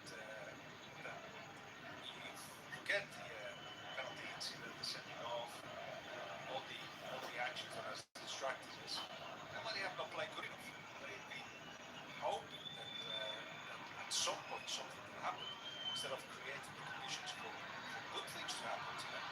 And as a consequence, the result is a fair reflection, I feel, of what's happening in the game, where especially in the first half, of course, when they have more opportunities, but just they have not created enough throughout the game. Balde plays to Vasquez. Camavinga goes short to Modric. Headed down. Finally be met by Kylian Mbappe. Turns on Mosquera. Can I get away from him though? Under pressure from Enter Paranechea. Canos wanted that played early. Doesn't come to him. Not received by the second half substitutes. Real Madrid back in possession. Shoulder of Mbappe. Frenchman on the ball again. He's followed by Luis Rioja. Dani went down, not much of an appeal for a penalty from him.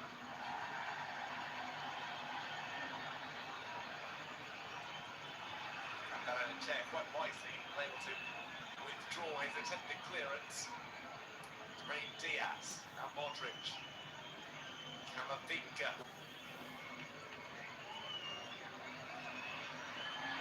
Diaz into that at full stretch. It's come to Modric. Can Modric finish off? Oh, goal, Modric. Almost a carbon Oh, copy of enggak. the disallowed goal, but this one, Goal. his things will Oh, stand. goal. Luka Modric, who has just been brought on as a substitute, has perhaps saved Goal, the Modric. day for 10-man Real Madrid. Los Blancos number 10 gets the goal. Offside. Off some good work in tight space. Oh, not offside. He is on. He finishes well. Valencia 1, Real Madrid 1.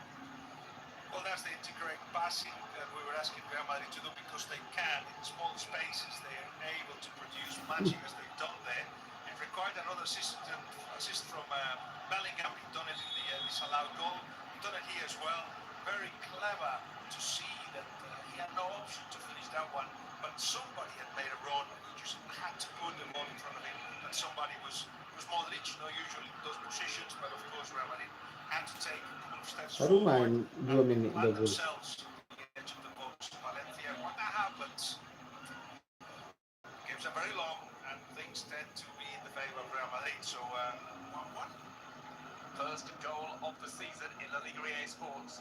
Luka Modric on as a substitute, replacing Dani Ceballos, and just minutes later gets the equaliser for his team.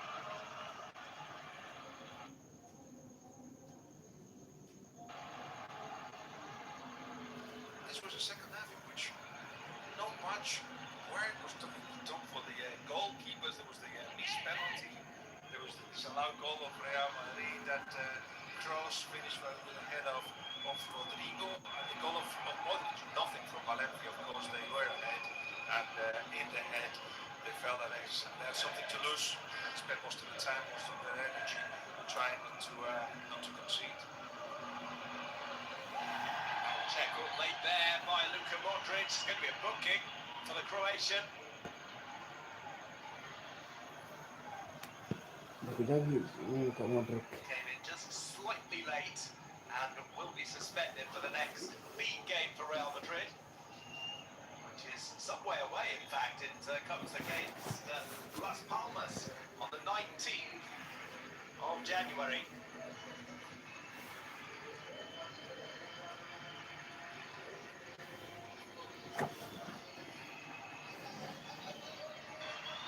Two more changes made by Carlos Corberán. It's Dani Gomez who comes on for Andre Almeida, and Jarek Kazirovski has gone off for Jesus Vázquez. Carlos Corberán made it pretty clear to his defenders, go to a back four. Gomez coming on, he had good showing late on against Espanyol. A couple of goals disallowed for him in that contest. Change in defence and up top, made by the new Valencia coach. Did that ball through. Duro's really faded out of the game in the second half. Not too many other options up top. For Valencia, they got Rafamir out injured. Umar Sadiq coming in tomorrow, who will be officially presented tomorrow at Mestalla. Right away, get training with the team.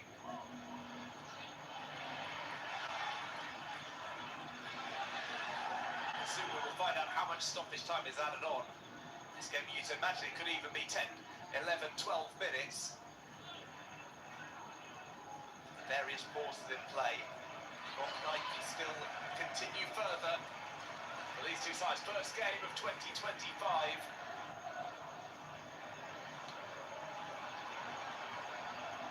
Modric with the short pass to Valverde.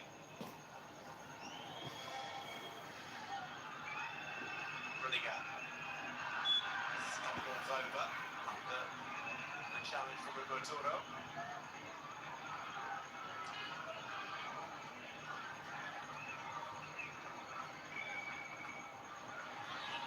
Nice clearance from Mosquera.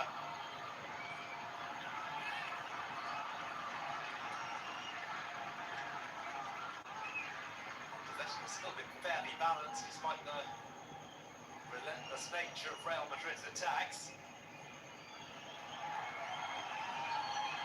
He wanted his side, whatever the result, to be competitive. They certainly have been, especially in the first half. Now here's Bellingham. And in trying the dummy of Mosquera, was wise to it. Camavinga. Valverde to the box. Mosquera again, helps out. Getting that away, and it's a foul by Valverde.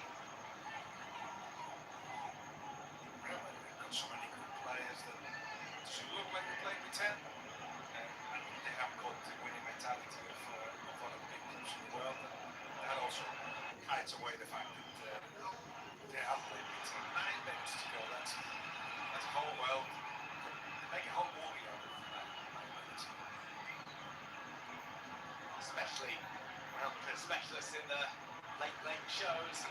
Valencia at times emerged and snatch defeat from the jaws of victory. It would be harsh on them if they were to end this game empty-handed. You have to be aware right till the final whistle against Real Madrid. Here come Valencia though on the attack. It's Canos into the most heavy touch there from Jesus Vázquez. He claimed there was a back pass. It was rather optimistic from him.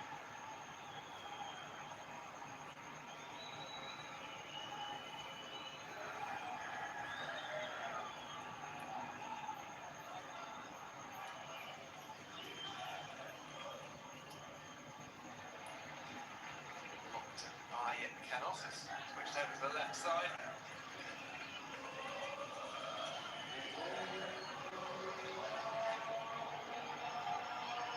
Whatever the result, this has been a positive showing for Valencia.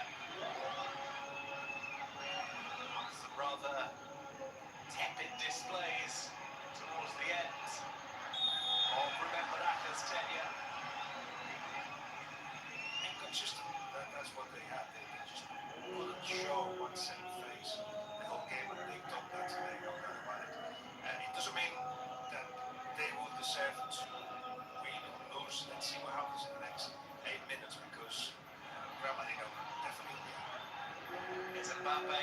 It's a call for this from Bellingham. Step overs from Mbappe wins the corner. Still miles away from wins games for Real Madrid. What scores the goals or keep the season makes the move that makes the difference. Not happening.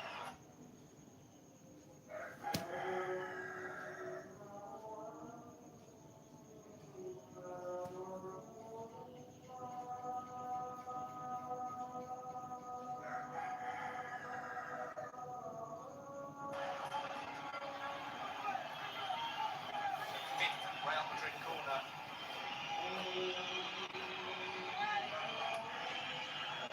Delivery towards the penalty spot. Comes away from Luis Rioja, comes to Brahim Diaz. Player down for Valencia. It's Fulkera's in the box, on the floor.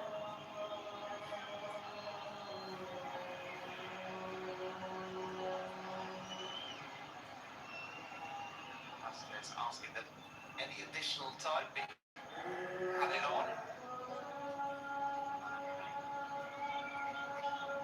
Right back there and actually pulled into Jesus Vasquez by Antonio Rudiger.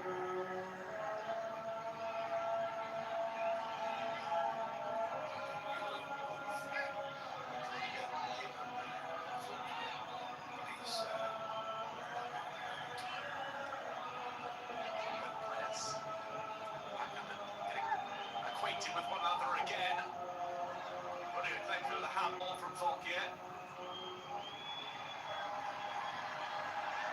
Fulker takes the kick from Kylian Mbappe. And will be in no hurry to play this free kick.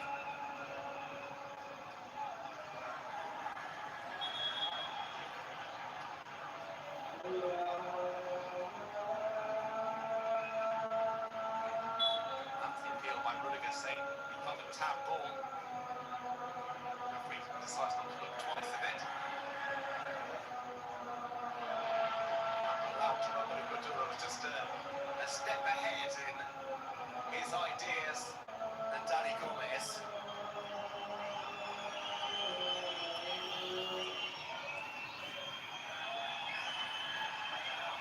Danger Real Madrid created with Valencia.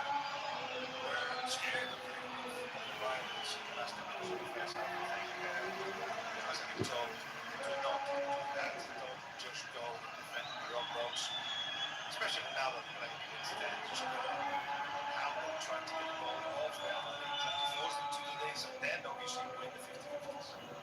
It's headed off by Bellingham.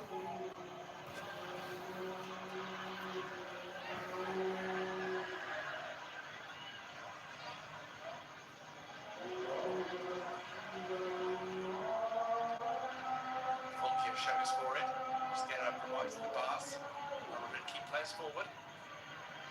You can't afford to play a bad pass here. That's just what they've done. Bellingham will finish. Valencia pay the price. Real Madrid take the lead for the first time. Oh, miss.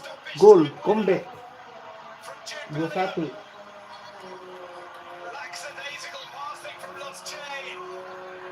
They are caught out by Real Madrid. Bellingham scores.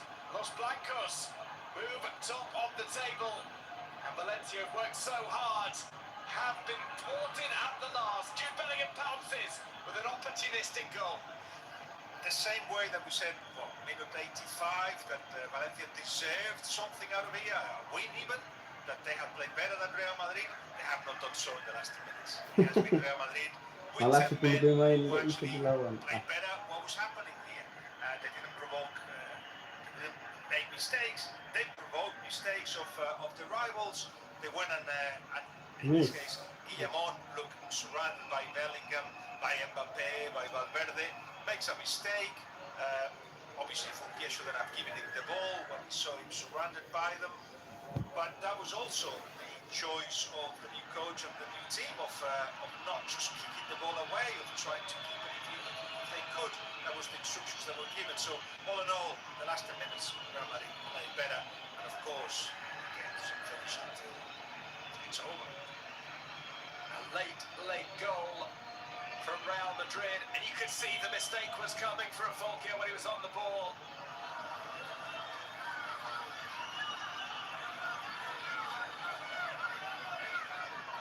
Bellingham late change as well. Jude Bellingham is gone off. It's Asensio who comes on as a defensive reinforcement for Real Madrid. That will be just for those final 2 minutes or so. Wasn't that the picture of the game? It's like, wasn't it great until it wasn't? Yeah, but I hope that the players get clapped by the fans. Oh, yeah, won't be whistled. That really is not fair. But in any case, I hope that just give them the ovation that they deserve. They show that they're alive, that there are plenty of things they can do to get out of the position they're in. Here's Fulker. These whistles to Guillamon, they're not new. They've been coming for a while, so I'm not sure he's going to fix the ball a lot. They're not convinced by the youngster that have come through the academy, who's really is a centre-back, but has been playing the centre midfield. And you know, fans always need to have it. In this case, sadly, they're more one of those. Free kick is awarded to Valencia. It could be one last roll of the dice for Los Che.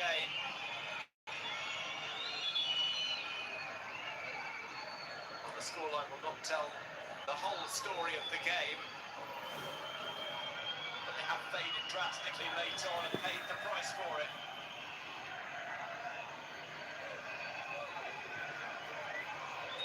Free kick to be taken by Luis Rioja.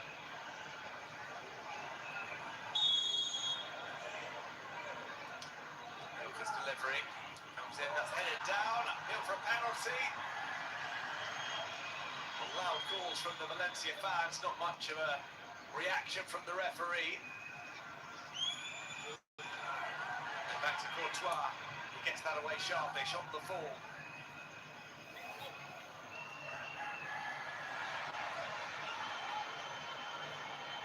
Vasquez's back heel is Valverde, swings that over to Kylian Mbappe. Mbappe, one last take on Fulker. Tries to turn him inside out. Fulker wasn't having it. The layoff is cleared by Torre. Serang balik.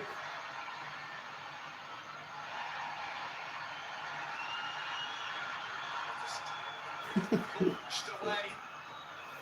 Ball comes back in play. The referee is going to check his watch again.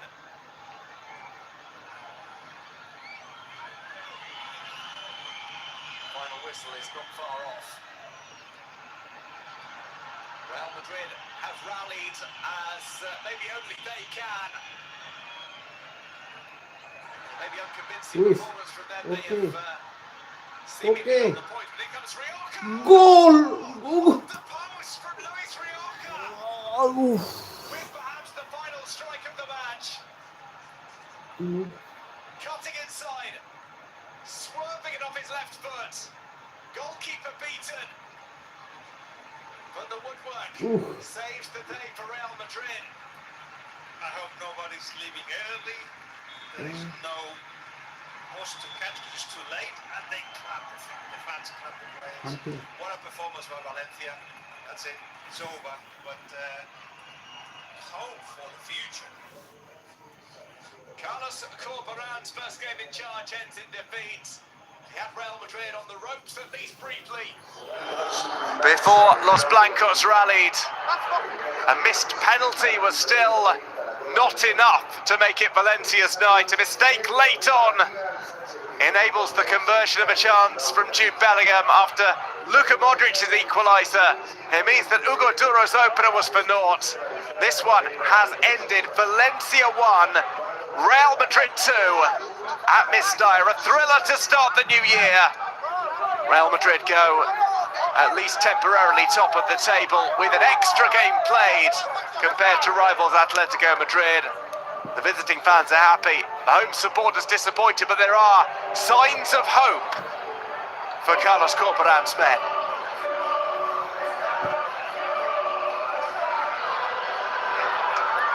So we will hear from a Valencia player after this game. Hard-fought match from Los Che.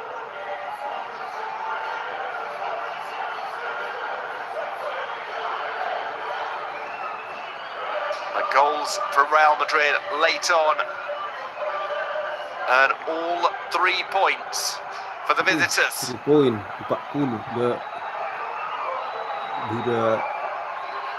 Luis Rioja, so close to the equaliser with the final kick of the game. It's Bellingham, who's one of the heroes today for Real Madrid. After missing the penalty, after hitting the post from the spot kick, he gets the winner for the reigning league champions.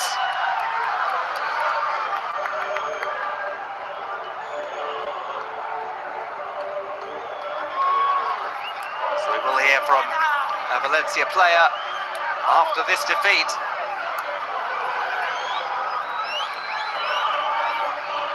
Stegen feel harshly done by. Not got something from this game.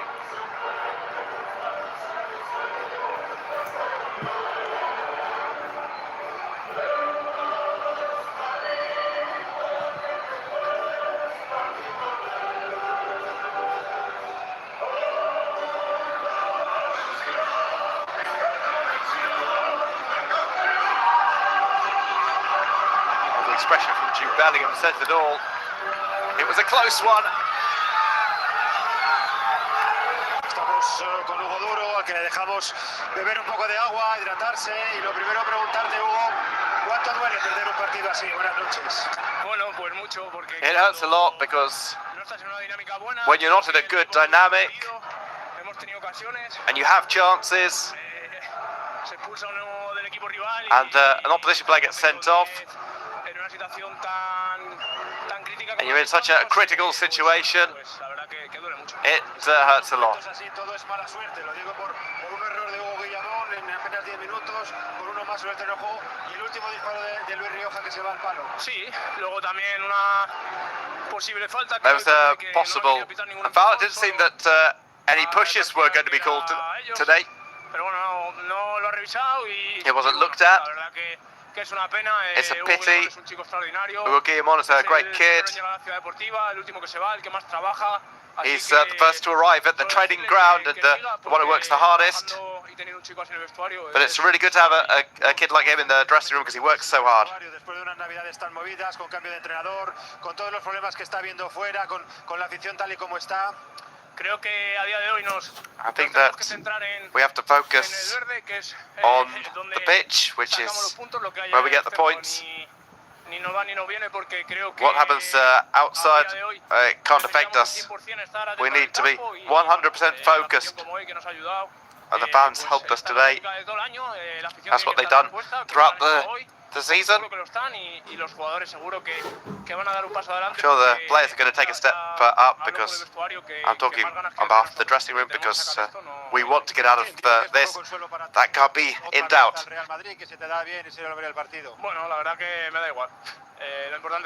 The important thing is the 3 points. We didn't get that. I hope that I don't score any more goals, but that we win all the games.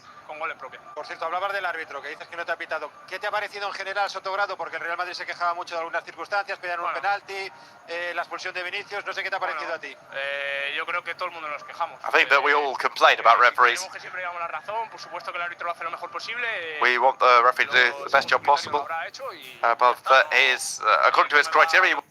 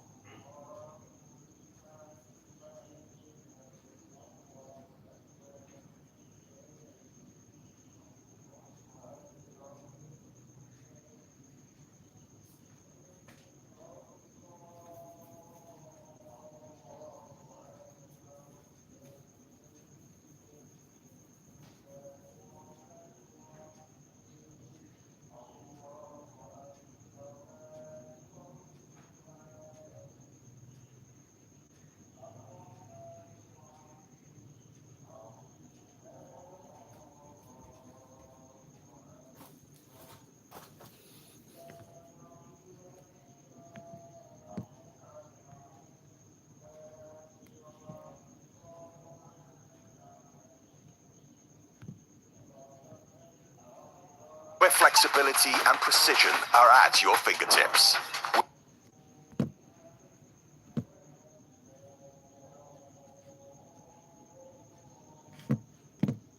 With real-time analysis across all devices, wherever you are.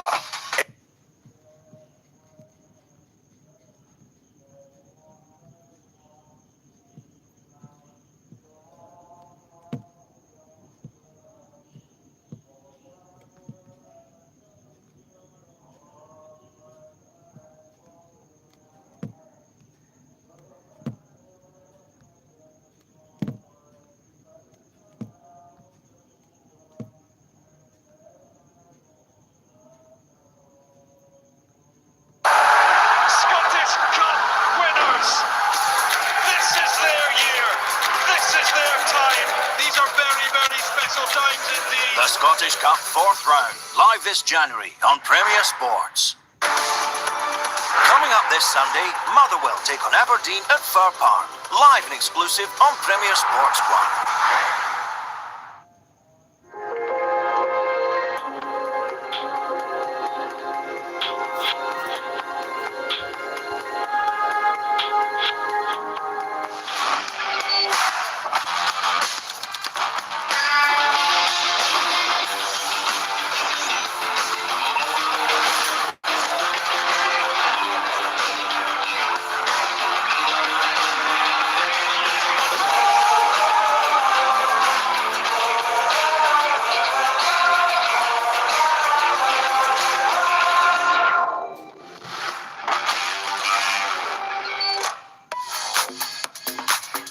Is the final score in an absolute thriller at Mestalla. Hugo Duro opened the scoring for the home team, but Real Madrid, down to 10 men, claw their way back for all 3 points in a match that truly had it all.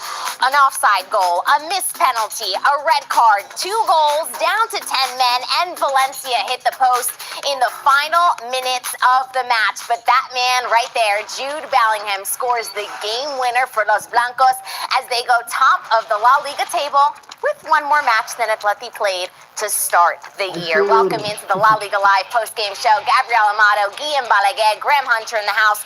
Gentlemen, what a match that was. Guillaume, we'll start with you. You were on the call. Truly, it had it all. It had absolutely everything you described things, but not all the things, because that penalty should have been retaken. And but a lot of the decisions of the referee, which I'm sure many will focus on, they were mostly right. What you have to say, though, is that for 84 minutes, I think Valencia were better.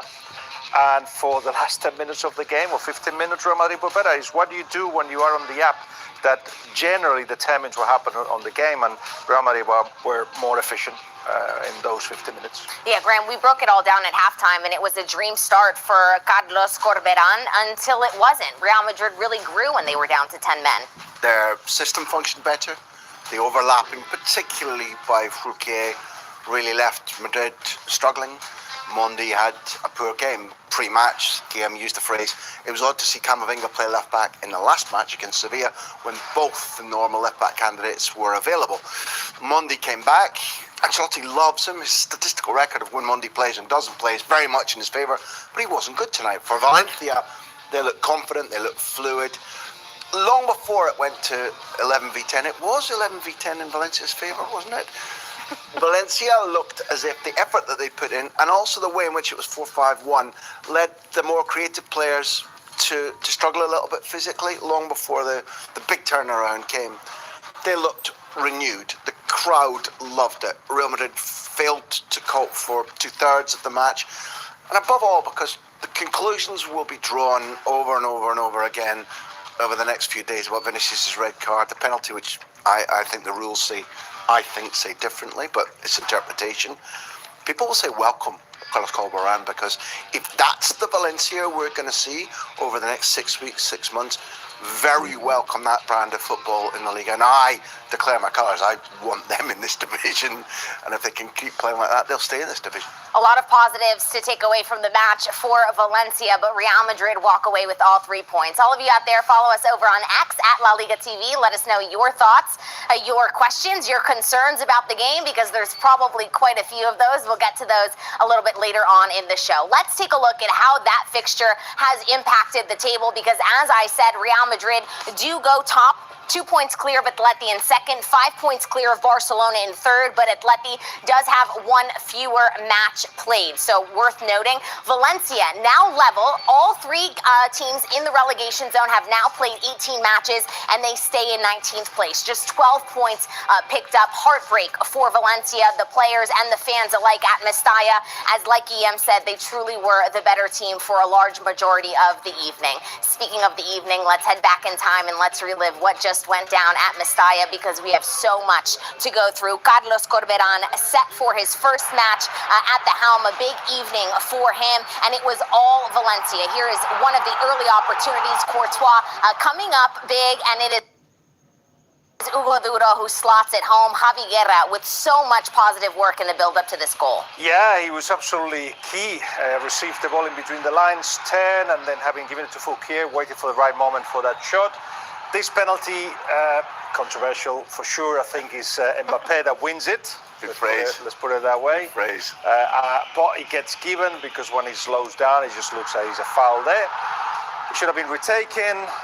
Dimitrescu was inside the rectangle, not stepping on the line, but nobody saw it. And then, of course, just centimeters meant that this was offside, and the goal disallowed after this pass of Bellingham to one of the good runs of Mbappé in this game. Yeah, so Bellingham misses the PK, his first ever PK miss. Mbappe's goal then ruled offside, and the drama was truly just beginning. There in the foreground, or in the background, I should say, you're seeing an incident between Vinny Jr. and Dimitrievski. Vinny Jr. does get sent off for this action, and Graham, it's the right decision. There's no question. I have lots of sympathy for Vinicius because he's targeted in a physical sense. He's targeted across the country by racists.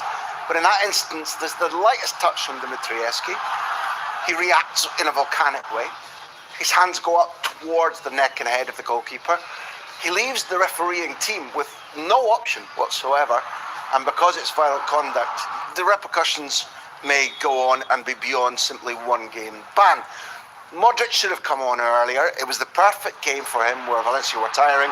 There was space, and his quality of movement and passing was bound to be dominant. And Fouquier, for me, was pretty much the man of the match, including a storming penalty box tackle just before the red card incident took place. But it's him who puts Guillamon in trouble. Guillamon doesn't react brilliantly, albeit in extremis. Bellingham makes no job of putting the team ahead. And at that point, the man who I said I didn't like his quality overall, and I stick to that description, produces a Fred Puskas type effort, and not only horrible luck, because there's no touch from Courtois prevents him from making it 2-2. And as you two have pointed out, that's simply put icing on the cake. Dramatic night. Icing for Real Madrid and heartbreak for Valencia. Here's a look at the match stats. Real Madrid, of course, with 2 goals over Valencia's 1. Real Madrid, 17 shots. Just 5 of those on target. Valencia with 8 shots, 5 on target. Real Madrid with more touches in the opposition area, with more passes, with more possession. None of that should come as a surprise. But Guillem, when we talk about Real Madrid, and Graham, we're going to break down Valencia in just a moment, but one of the big talking points was ultimately that the substitutes made the difference. It was Brahim and Modric who scored the first goal. Jude redeems himself from the penalty in the second. Should Ancelotti have made those adjustments a little bit earlier on, do you think? What you had was a Real Madrid that dominated but weren't creating a lot in the last third. So, bringing Modric in a position that was more advanced and with the possibility of making runs into the box or giving that assist could have certainly helped. But the worry for Real Madrid, yes, they have the quality on the bench to change matters, is that for 80 minutes, or even if they made the substitutions before 70 minutes, they just weren't good enough. They just didn't have, with the possession they have, and it was also 65% in the first half, they could have done much more. They should have done much more. Mbappe still looks like he's making his own adventures to see what happens. Bellingham wants to be absolutely everywhere, but when he limits his area of influence, I think he's better, as he does later on in the game. Rodrigo is still not at it, and Vinicius very central most of the game. So it seemed like this structured Real Madrid, unable to steal the ball of Valencia on the few occasions when they actually counter-attacked, and they weren't patient enough. They just weren't good enough. So yeah, perhaps the dynamic could have changed. They've got the ability to do so with those players, but generally it was a bad performance until it was very good. And it's curious that they actually grew when they were down to 10 men, Graham. What did you make of Real Madrid's performance in those opening 80 minutes and then the final 15? Well, without being repetitive, you can't go far wrong in listening to Graham's analysis of the fact that it was lacking bite. It was lacking players who could run beyond the very high line, whereas Mbappe and Vinicius have both the experience and the pace to run beyond that very high, for Valencia, defensive line. The quality of passing in behind wasn't good enough. There were spells in that first two-thirds of the match that resembled the Clasico defeat at home, whereby they had quite a lot of the ball, but the timing of the runs, the timing of the passes, the vision, you use the word pausa in this country, and it's quite hard to put that into less than 2 or 3 or 4 words, but it's having that intelligence to wait for a beat and then do the right thing and do the right thing again. And they didn't do that until, even though they were numerically deficient, it was Valencia who tired and gave up territory, whereby eventually you kind of know Madrid will roll over you eventually. And Jude pounces on the mistake made at the back by Valencia. Speaking of Jude, he steps up, he takes the penalty, he misses it, and then he becomes the savior. It's now his 7th goal in 8 matches. It's been a stellar second half of the first half of the season for Jude. It was a slow start for him in terms of goals scored. But once again, he comes up big. And it should come as no surprise at this point. No goals in the first 12 games, I think. But now he scored in 6 of the last 8. And when you get to Real Madrid, it's because you were the best player of the previous team that you were in. And when you are the best player, it's not just your ability with the ball, it's the ability to react to situations like this. He wasn't down, he still wanted the ball, he just didn't feel like he missed a penalty, perhaps those 3-4 seconds after it. But then he just found himself in the right positions, trying to create danger. He's the one who steals the ball for the goal, he's the one who finishes it, of course, and he's the one who assists Modric for his own goal. So yeah, he was outstanding. And you look around, when Vinicius is not there with a moment of magic or few moments of magic, Bellingham has become, in the last couple of months, the best player of Real Madrid. And we talked about him being a warrior, games evoking those themes again, who comes up with solutions, but the touch of the assist is so subtle. We think of him as aerially brilliant, shooting from a distance, winning the ball, leader, pretty aggressive. When he comes off, he's as aggressive to those fans above the dugout as Vinicius has ever been. Yet that subtlety of touch for Modric was absolutely beautiful. And it's his assist for the offside goal too. Yeah. So when that miss happens, it's like, no, I'm not letting this happen. We've all admired players like that over our careers. The only thing that I would say, and I mentioned it earlier, is that he wants to do absolutely everything. So if he's inside the box and somebody touches him, he will go down, see what happens. And if he's around the box as well, outside the box, he will just go down as well to see if it's a difficult free kick for the rival. He doesn't need to do all that. I think at the end, when he gets a little bit physically tired, when the team has to be in a smaller part of the pitch, then he becomes more relevant, more important, and his decisions are crucial. But the team needs to help it, because that happened with England as well. When he does too much, it just throws his energy around. I think you see a worse Jude, and he doesn't need to do all that, because when he concentrates it, he's superb. And speaking of helping the team, unfortunately, Vinny's sending off his behavior, his reaction to that incident with Dimitrievski. It did not help the team being down to 10 men ultimately. Are we sure? Wow. It's a ridiculous action. You're absolutely right. I mean, that it did. It's the contradiction of not just Real Madrid, but great sides. Right. Great clubs, great history, but groups of great men or women in a situation like this, because you're right, it shouldn't. It should have given Mestalla new fervour. It should have given Valencia where lungs and legs were going a little bit. This is the carrot. We're going to take this all the way home. And yet they didn't. And while there was patently errors of position and speed of reaction by Valencia in both of Madrid's goals, there was no way you could tell it was 11 from the home side against 10. So he's damaged. What will happen now is this: the earth will fall upon him again. People will forget the times when he's reacted badly because of desperate provocation, because that wasn't desperate provocation. He lost his temper in an infantile way. I think it will be held that if he pushed Dimitrievski in the arm or the chest, probably it would have been a booking.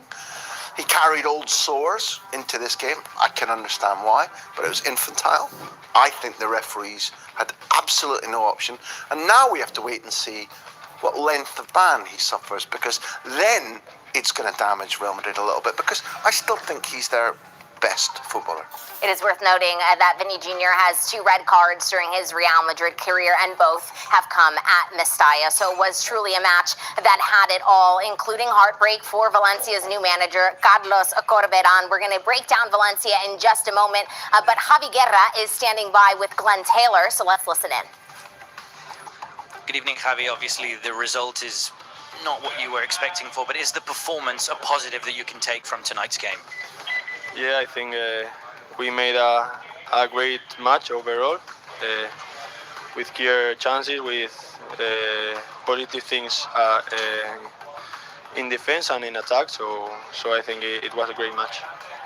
How much has the manager been able to affect the team in the very few days he's been in charge? Because obviously you've worked under Rubén Baraja for quite some time, but it's a new manager in just 4 or 5 days, and your first game is against the defending champions. Yeah, well, new manager sometimes gives you energy, but well, our manager has clear ideas. He transmitted those ideas to us, and I think we passed them to the pitch, and they were seen very clearly. How is the dressing room after the result? Because as I asked, the performance was obviously a big positive, but the end result is what's obviously affecting the position of Valencia in the table. Yeah, well, in the dressing room, we all know we made a great match, very very near to winning it, and well, it's a tough moment because you pass from having a very near victory to losing the game. And just one last one, as he's your colleague and I'm assuming your friend as well, one of the local players of Valencia, how is Hugo Guillamón after the game, after his individual mistake led to Jude Bellingham's winner? Well, I think everyone can make mistakes, and well, now we need to think in the next match, recover well, and hopefully have a victory. Thank you very much. Thank you.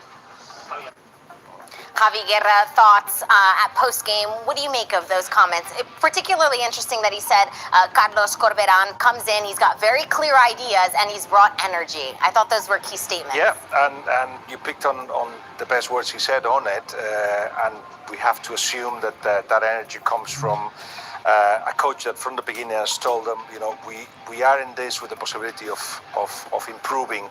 We're not dead. We can do this, and giving them confidence. That's has shown clear ideas in that he wanted the team to be proactive, not to just wait for Real Madrid. They did that until the end. That cost them because, of course, they could have kicked the ball. Many would say, kick the ball away. But it's easy to say he's actually trying to implement a way of playing. And there was, in a way, nothing to lose today. Performance was good. It was Real Madrid after all. It's what happens next that will determine if the fans buy Carlos Corberán or not. Certainly, it looks like the players have to. It certainly does. Let's hear from Carlos Corberán after his La Liga managerial debut at the helm of Valencia at Mestalla. Let's listen in. Any defeat, it's a tough one. It's tough, especially when you play well and do very positive things to make so it's tougher to swallow. I like my team in many occasions. There was a communion with the fans at Mestalla, and that was very important. That gave us energy to compete. But it's true that we lacked to manage some situations. Unfortunately, we didn't manage the situations as we needed to pick up points. How's the dressing room? What did you tell the players? In Valencia, very complicated situation, losing a game against Real Madrid, coming from behind. What did you tell your players?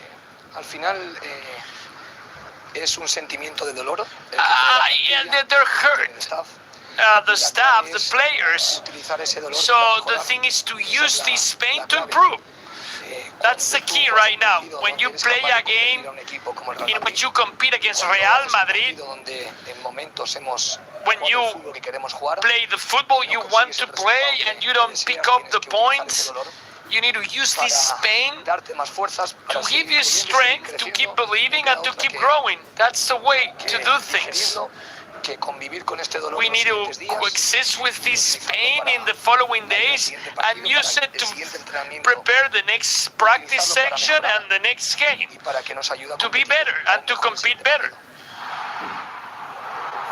Post-match thoughts there from Carlos Corberán. He's a manager who will have a lot of positives, as we've been saying in the show, to take away from this match. Playing five at the back, the ideas were clear heading into the match. I don't know if that system will stay moving forward, because as we've said, it's not his preferred system. No. But some positives for him. Yeah, I think he's a manager who, across his career, has shown that he does take into account.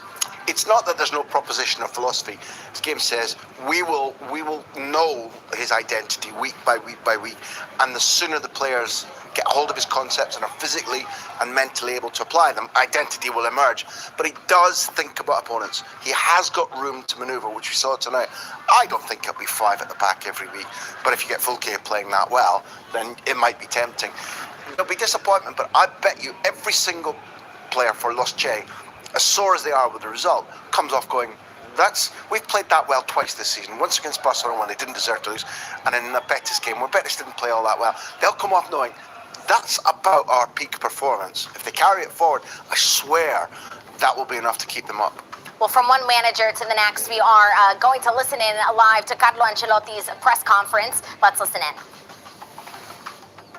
Nosotros lo que pensamos de verdad que no era roja. I didn't think it was a red card. I thought it should have been 2 yellows. But the team reacted after that, after the red card. We also overcame the disallowed goal, the missed penalty. We didn't play very well in the first half, but we played well in the second half. Same players, and we even played well with 10 men on the pitch. 3 very important points for us. I think we deserve them. But we need to understand that we cannot show these two faces. A bad face in the first half, very bad first half, and then a very good second half. That shouldn't happen. Hola, mister. Buenas noches y feliz año. Miguel Ángel Díaz en directo en tiempo de juego de COPE. Quería preguntarle si le parece justa la victoria y si teme una... You think it's a fair win? Are you worried about Vinicius being suspended for several games? Well, we're gonna try to get the red card erased. We will see. We're gonna appeal. We're going to appeal that red card. Was that the question, or? Also about being a fair win. Yes, I think so. Again, we played a very bad first half. We weren't balanced at all. I think Valencia started much better than us. But after they scored, I think we played better. And in the second half,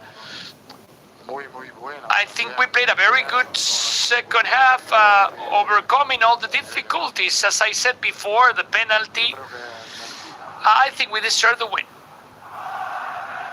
Well, we agree with Carlo Ancelotti's second half of the statement, I believe. We think that they played a better second half, primarily the last block of minutes. The end of the second half because the goal of Modric is minute 84. Right, after Before the that, changes.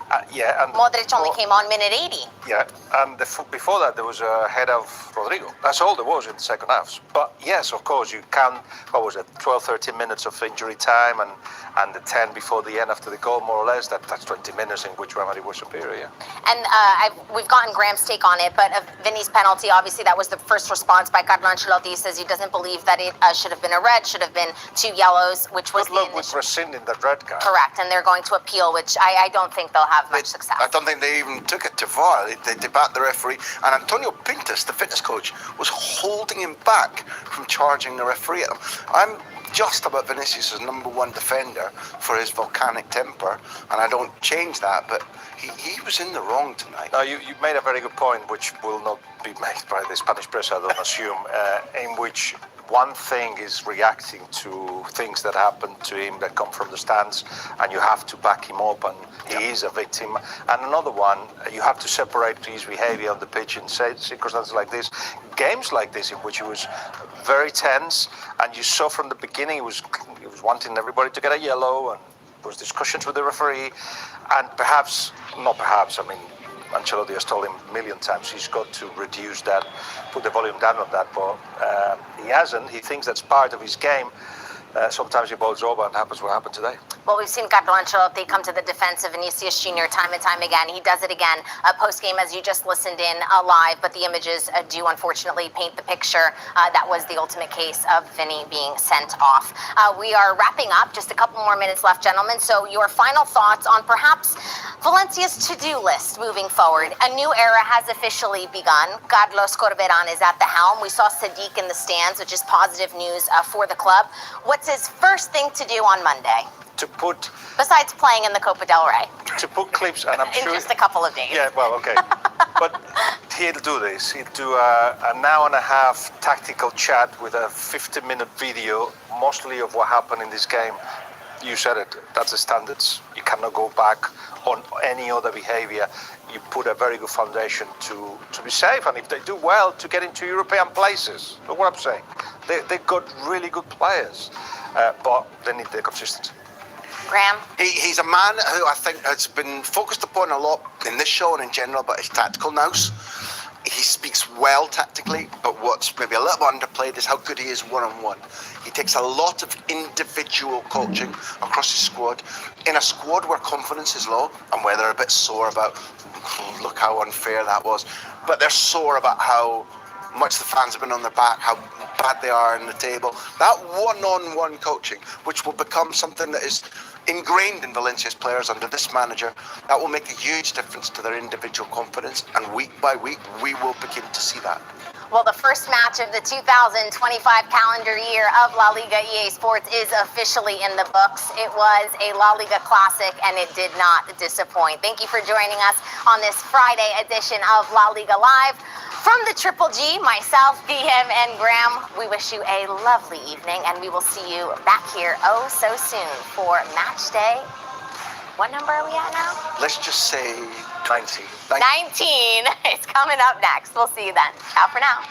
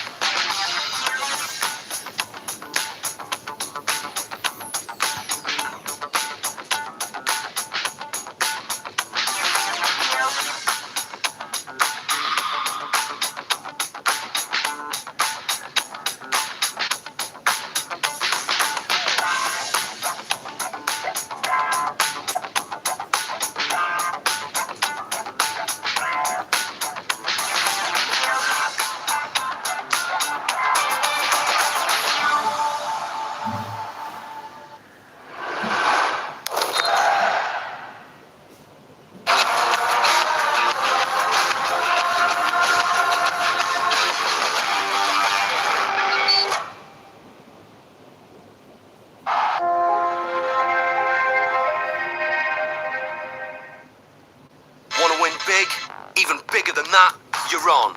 Get up to 2,000 times your stake. Hit bonus round wins up to £500,000 on thrilling game shows.